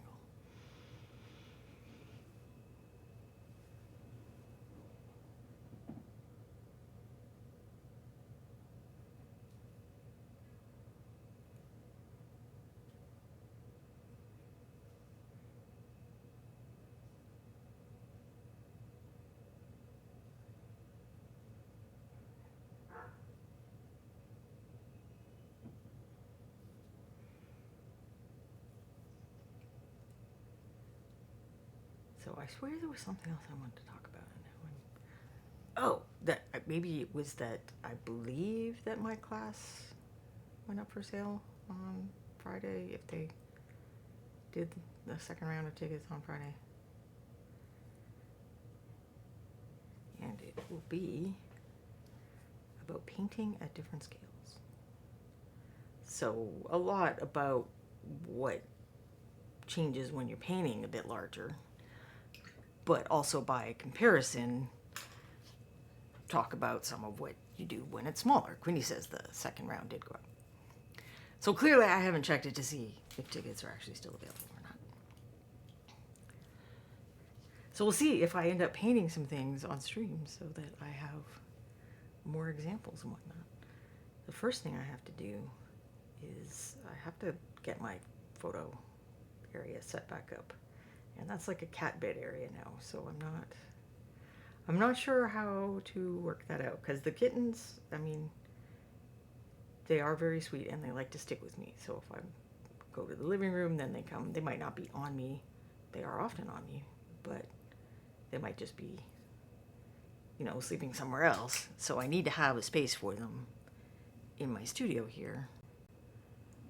But how to do that without and still do the stuff I need to do is a question I have not completely worked out.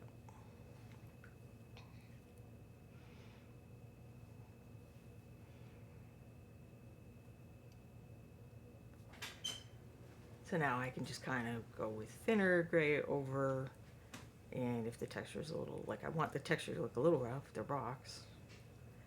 I used to paint everything to be smooth, and not everything is smooth.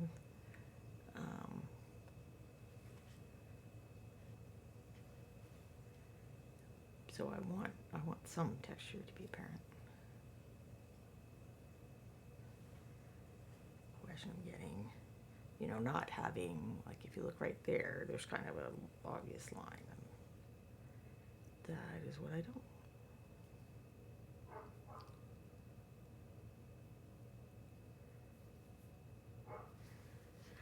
So I would say that's good enough for his rock. Oh, cool. Both sessions still have tickets available. Yay.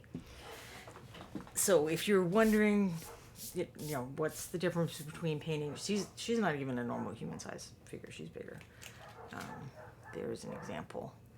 So, going from this to a giant to a bust, what changes along the way? You have more possibilities, But there are also, like, all this stuff I've been doing with the color variation and stuff. You need to do more of that the bigger the miniature gets, because, like, you look at there's a lot of this white here. And have I made it interesting enough? I don't even know. But especially when you're looking at stuff like a face on a bust, it becomes even more important to do that kind of thing. So that's what we're going to look at in my class, if anyone's interested. So this is a new topic. I haven't made a new class topic in a few years now, since probably before I was working on a new class, like literally right before they declared the pandemic, and then that convention that I was going to go to was canceled, and it was a class that was a lot of work putting it together, and tickets hadn't been selling great. So it's kind of the understanding critique, and I was going to go through miniatures like I do sometimes on the show. Sometimes I'll go through my old miniatures and talk about this is what worked, this is what didn't, this is when people say contrast, this might be what they're talking about. But it's always hard to get people as interested in classes where they don't sit and paint. Even though sometimes what you need is not to know another way to put paint on the brush and put it on miniature. What you need to know is more about color and kind of putting together all the things that you've learned elsewhere.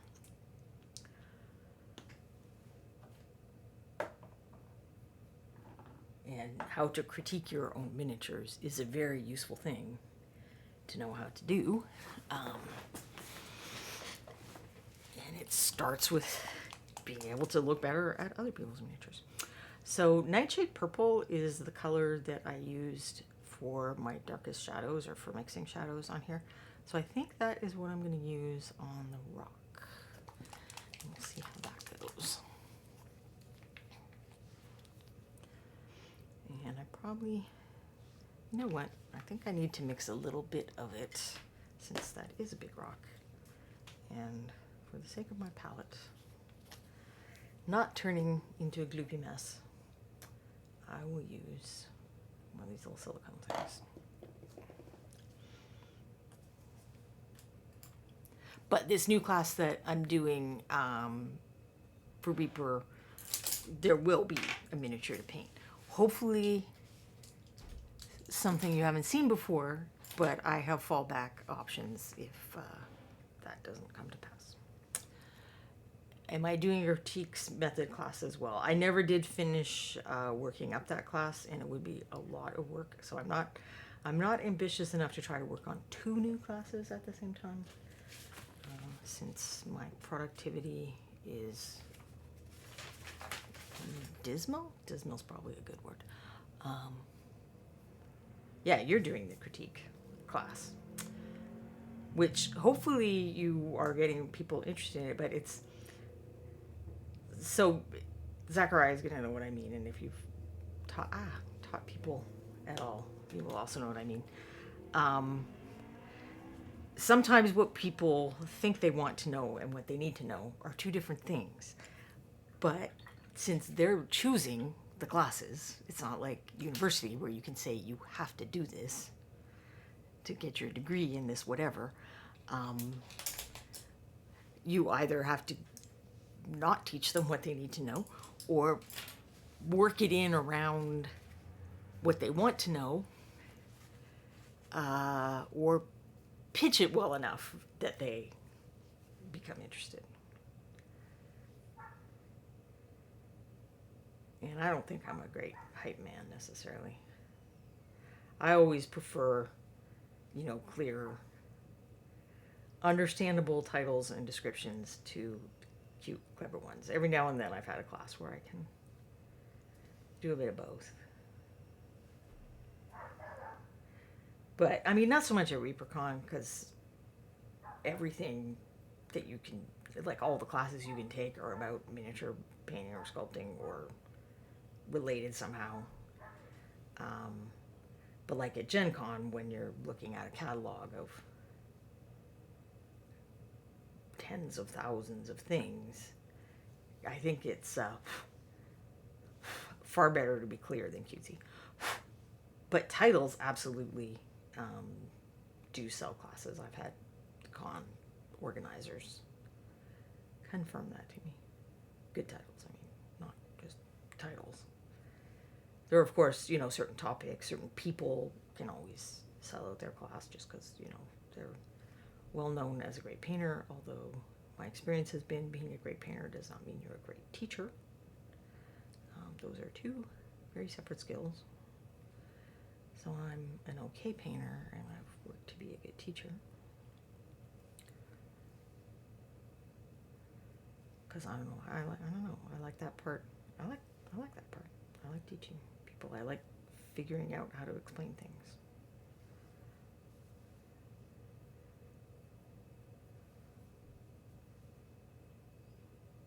I wish that I was not so lacking in energy and I could have made, done something like Anne where I do videos and PDFs and stuff like that. But alas, for many years I was like, I'll get myself together enough to do that soon. I think maybe I won't.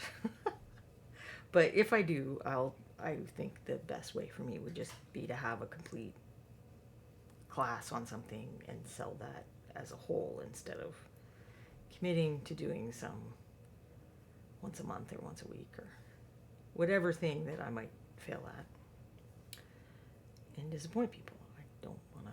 I mean, that's one reason that I have put a lot of attention into teaching is once you're selling tickets and asking people to give you money and stuff like that, I feel a lot of responsibility about that. I've had classes where I felt like the teacher was just phoning it in, or, they're trying their best, but they're not, they haven't looked at their own process enough to really understand it, to explain it to somebody else.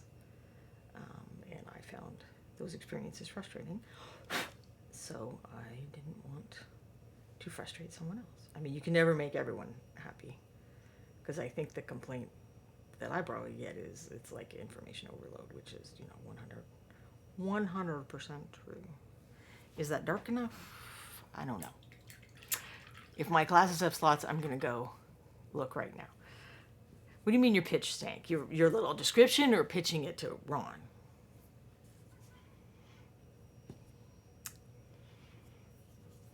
Do I remember how I made the sand color?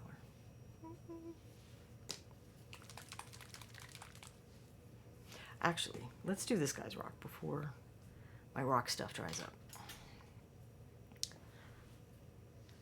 My description isn't motivating folks to go to the seminar. Well, I think you're partly experiencing what I was talking about, where people really default to thinking technique classes are going to solve all their problems. And when they're interested in critique, they want critique on their things instead of intuitively understanding that learning to critique in general makes you better at critiquing your own things. In fact, it's easier to start with other people because you don't have, the same kind of knowledge and emotional attachment.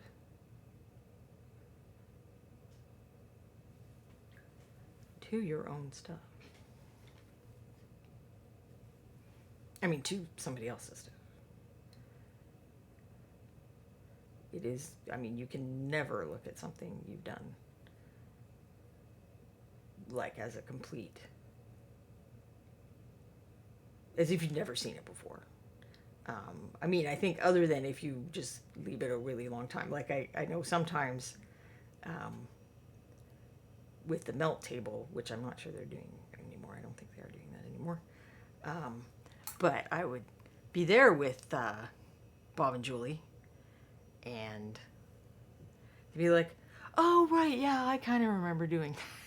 So when you've done so much stuff, like someone like that has, and you're looking at something that was from a while ago, maybe then it's possible to look at it,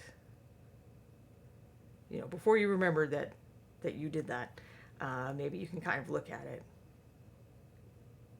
with, the same detachment as an observer.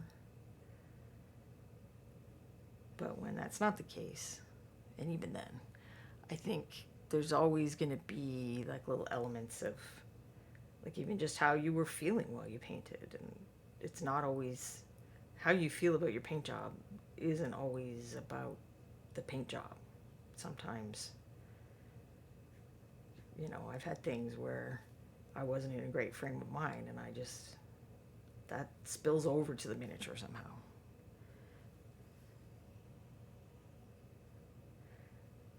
Zachariah, that kind of stuff really started clicking for me the last few years, being able to critique myself. Funny thing is that it's something Sue Wachowski said to me a decade ago that got me in the right frame of mind. Oh, can you share Sue's words of wisdom, or we should take the class, and that's how we'll get the wisdom. Kind of what I ended up doing for the critique thing, in a way, I guess, was my level up class is sort of, here's all the stuff that I wish I had known.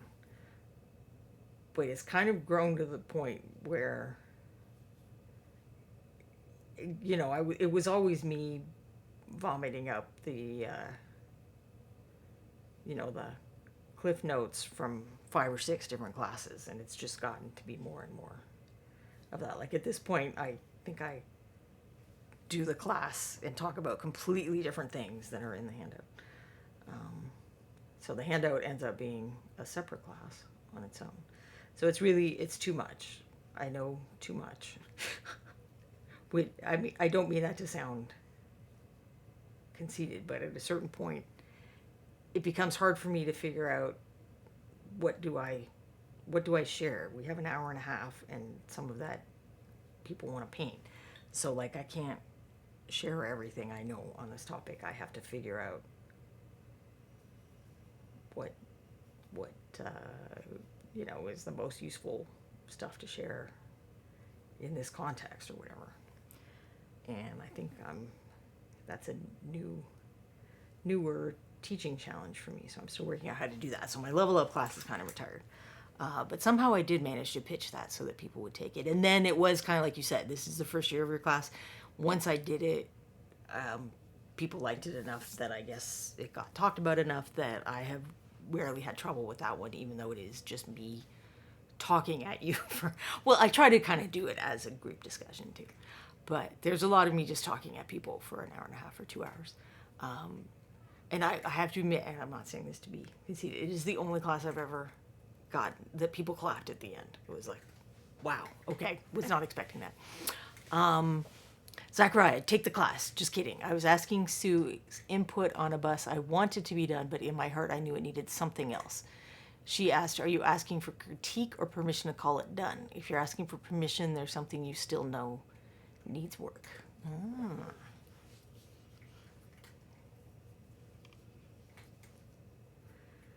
Well, there's, that saying about how art is never done, it's just abandoned, is probably not that far off the mark.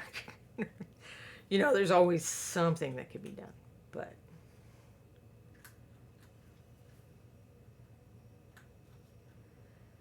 yes, one of my tasks, I think I mentioned last week that I've updated my calendar of conventions and shows. So if you can't go to ReaperCon because you live like somewhere else, like Europe or something, check that out. It's currently the most recent post on my blog site. And otherwise, just search for calendar. And if you know one that I didn't get in there, I would love to know. I'm even putting, smaller local ones in, because, contests and stuff are fun, and people should have a chance to go to them. All right, we got the rocks down on him. But what my next project was I like to, some of the more evergreen posts, I like to go back and check them to make sure that I made sense. And sometimes I find out that there were parts where I could have made more sense. So I'm trying to do that with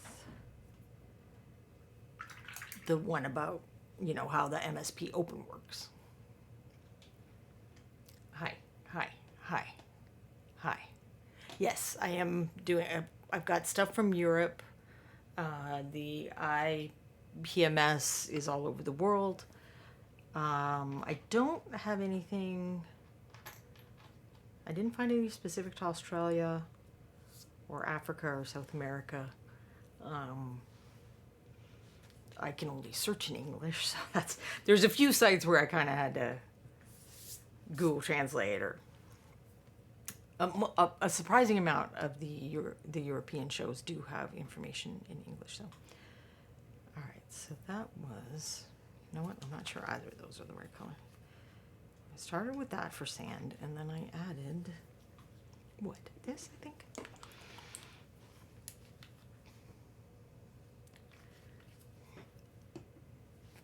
Oh, well, the UK, which technically isn't part of Europe anymore. There are some UK ones.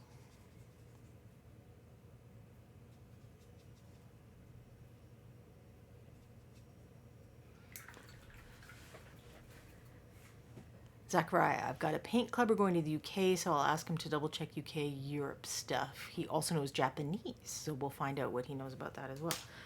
Yeah, they must at least have like garage kit shows and stuff, which actually I don't think I put WonderCon on there, and I should have done, I now realize. So a bit late for this year because it just happened, but I will try to make a mental note to add that for next year. Because it's not miniature focused, but it's certainly in the ballpark of what we do. And I know people like Bombshell Miniatures goes up to that. I don't know what all is in, like, how many people who do the kind of stuff we do might enter the contest, but I wouldn't be surprised at all.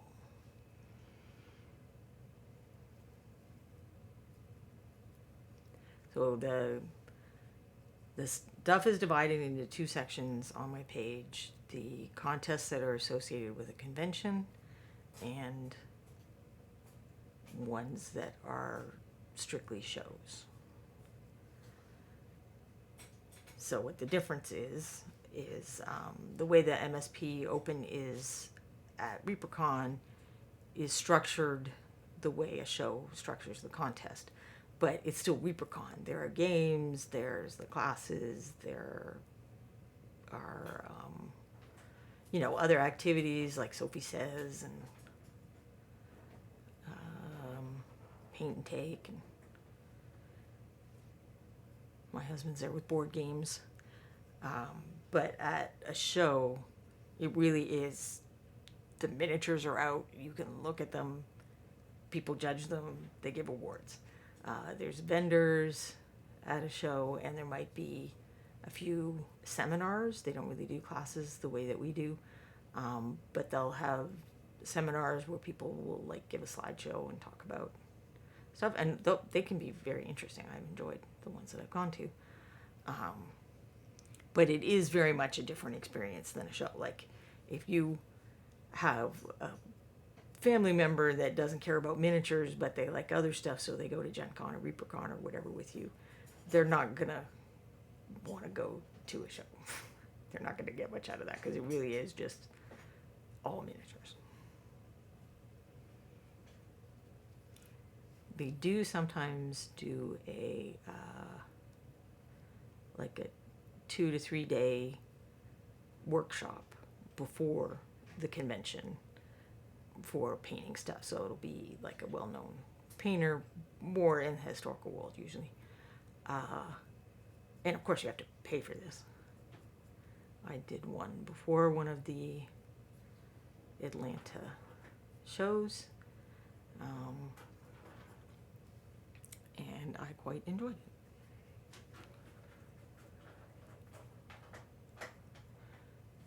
I'm hoping that I might get back to the Atlanta shows some point soon. They were very welcoming, like from the beginning. And the first time we went, it was Allie and I. Allie works in the contest area at ReaperCon, so we may have met her there. And they called us the girls with the little ones because we, submitted regular size miniatures. But we really weren't the only people. There were some people with Warhammer minis, and there's more now. But that first year we went, which I don't know, 2012 maybe. There were fewer that came out to the Atlanta show then. But a good historical club is becoming ever more open to people that do stuff like what we do, because otherwise their club might not survive. Like, most of the club members are not young, so you gotta be trying to get young people in if you want stuff like that to keep going.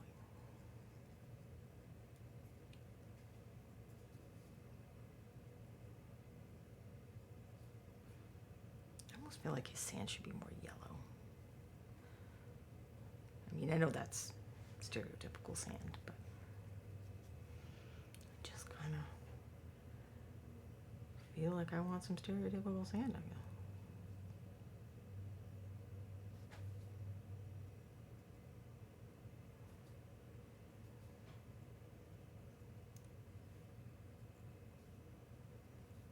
But we can fix that.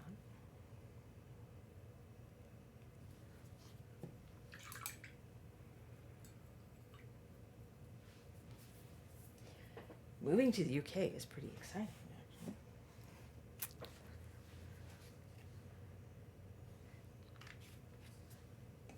I would maybe want to do that. I don't know, when I was younger I certainly did, but I'm probably used to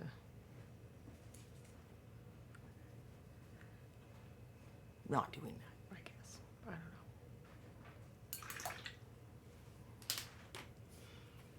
So even though this is a glaze, that lantern yellow is really something. Candlelight yellow. And I want to start out more conservative even if I end up... Yeah, that's not even enough of a glaze. I didn't follow my advice to you guys where I say always test your glaze. Luckily, it was wet enough that I could make up for it. So just, I feel like it ties in with his, the yellow on the figure too. But there's certainly lots of brown on the figure, so let's tie in with the yellow.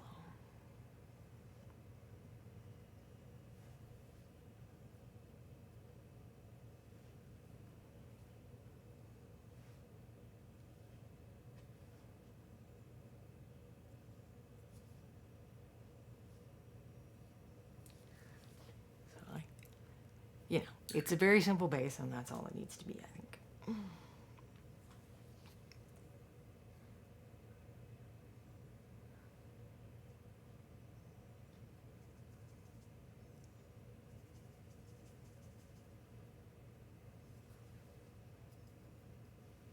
Maybe I can't go straight up here.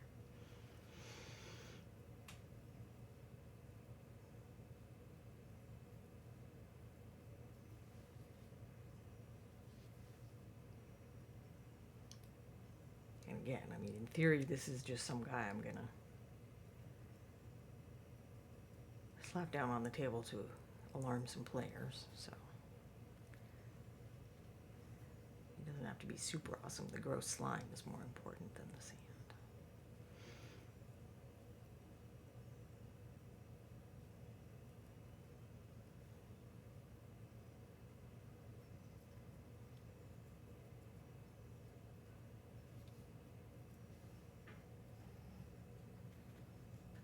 Or earth, I guess in this case it's supposed to be earth. But yes, I don't know if I ever finished my sentence.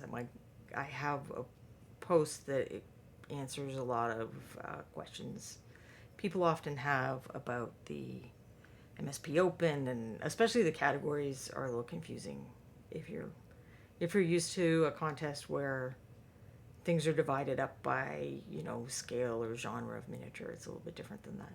So I have like pictorial examples and discussions of,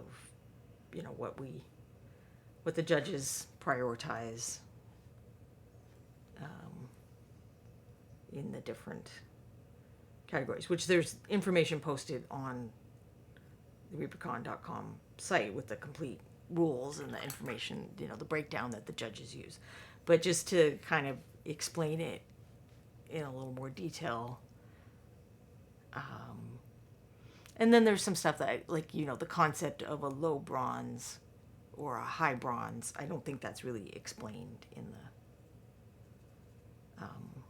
thing, but like you can feel like you're getting the same score all the time, but if you look at the actual numbers, you convince two, and you convince the person that it could be silver instead of everyone who judged it thinks it's bronze, kind of thing.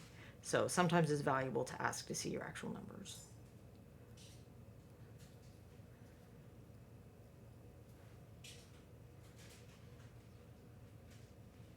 And just, we this contest is run for some years now, and I've been a judge all of those years, I believe. Okay, last year I was just an alternate judge because my back hurt and I was mostly sitting in a chair instead of wandering around looking at the miniatures, which is super fun, but does kind of like take a toll on your back and your feet. So I've heard a lot of questions from people, or seen a lot of questions on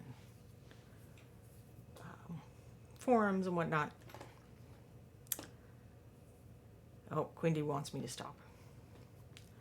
And this probably is good. I wanted to do the black, it's kind of like putting the equivalent of putting a picture in a frame.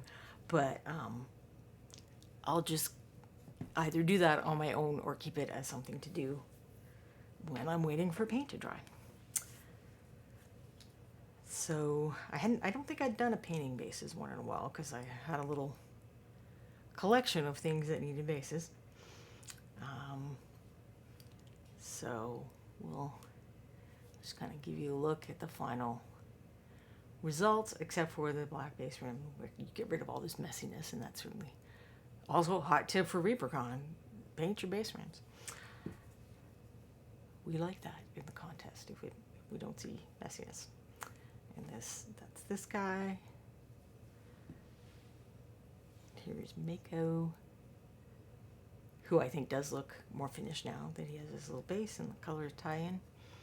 And then this one isn't quite done, and the wash is still drying, but I worked on adding some color variation to that. So the teal that was like too much, it's already died down, and in fact, maybe that there's some of the green, but the lighter pink and the midnight blue aren't showing as much. So I might actually have to go back and put in some more of those, but this still needs some highlighting. And then I need to finish everybody's tail, all three tails, and then there's little bibs and bobs on the base. So I don't know that I'm going to work on it next week. I'm going to see if I can get a comparison thing. But if I can't get my photo booth ready to do the before picture, I'll probably come back to this figure. And as ever, if you have requests for something you'd like to see me work on, or topics you'd like to hear me ramble on about, feel free to say in chat or drop me a DM or whatever. Oh, and look, we've got, he just came back. So we've got you got Corbin twice. I mean, this is a very special day. Like, how many years have I been streaming, and you've barely ever seen Corbin, but here he is in his magnificent orangeness. That's one of his nicknames, is Big Orange, because that's the nickname of our college football team here, and people are like obsessed with it. So when we first adopted him, I was testing out all the names I could think of, you know, like foods that are orange that if kids named him. And then since people are like so crazy about the football here, I tried a bunch of football names.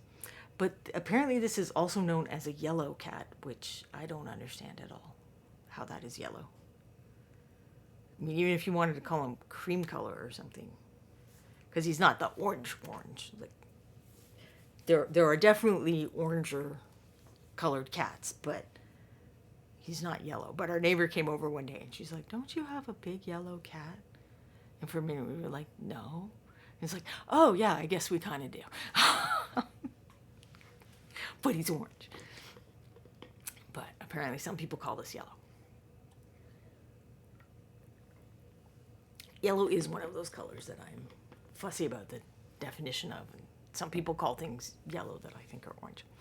But we're going to let Quindy go take care of nature now while we admire Corbin cleaning himself. I'm sure she's going to find us a channel to raid. Hey, War Shadow 55. My other little kitties, I managed to lure them on stream pretty regularly, but this guy, here, let me help. There you go. This guy doesn't make it on most of the time. So I'm going to wait and see what Quindy finds us for a raid. She's very good at finding things that we'll enjoy and have fun with. We're going to be raiding Quantum Minis. And I'll be back next week since I'm pretty sure that's not a national holiday on a Monday. And I'll see you then. Thanks for coming, everyone. I'll wave here. Wave, Corbin. There you go, bud. Let everybody see how pretty your eyes are. Okay, great serious face. I'll see you all next week. Thanks, everyone.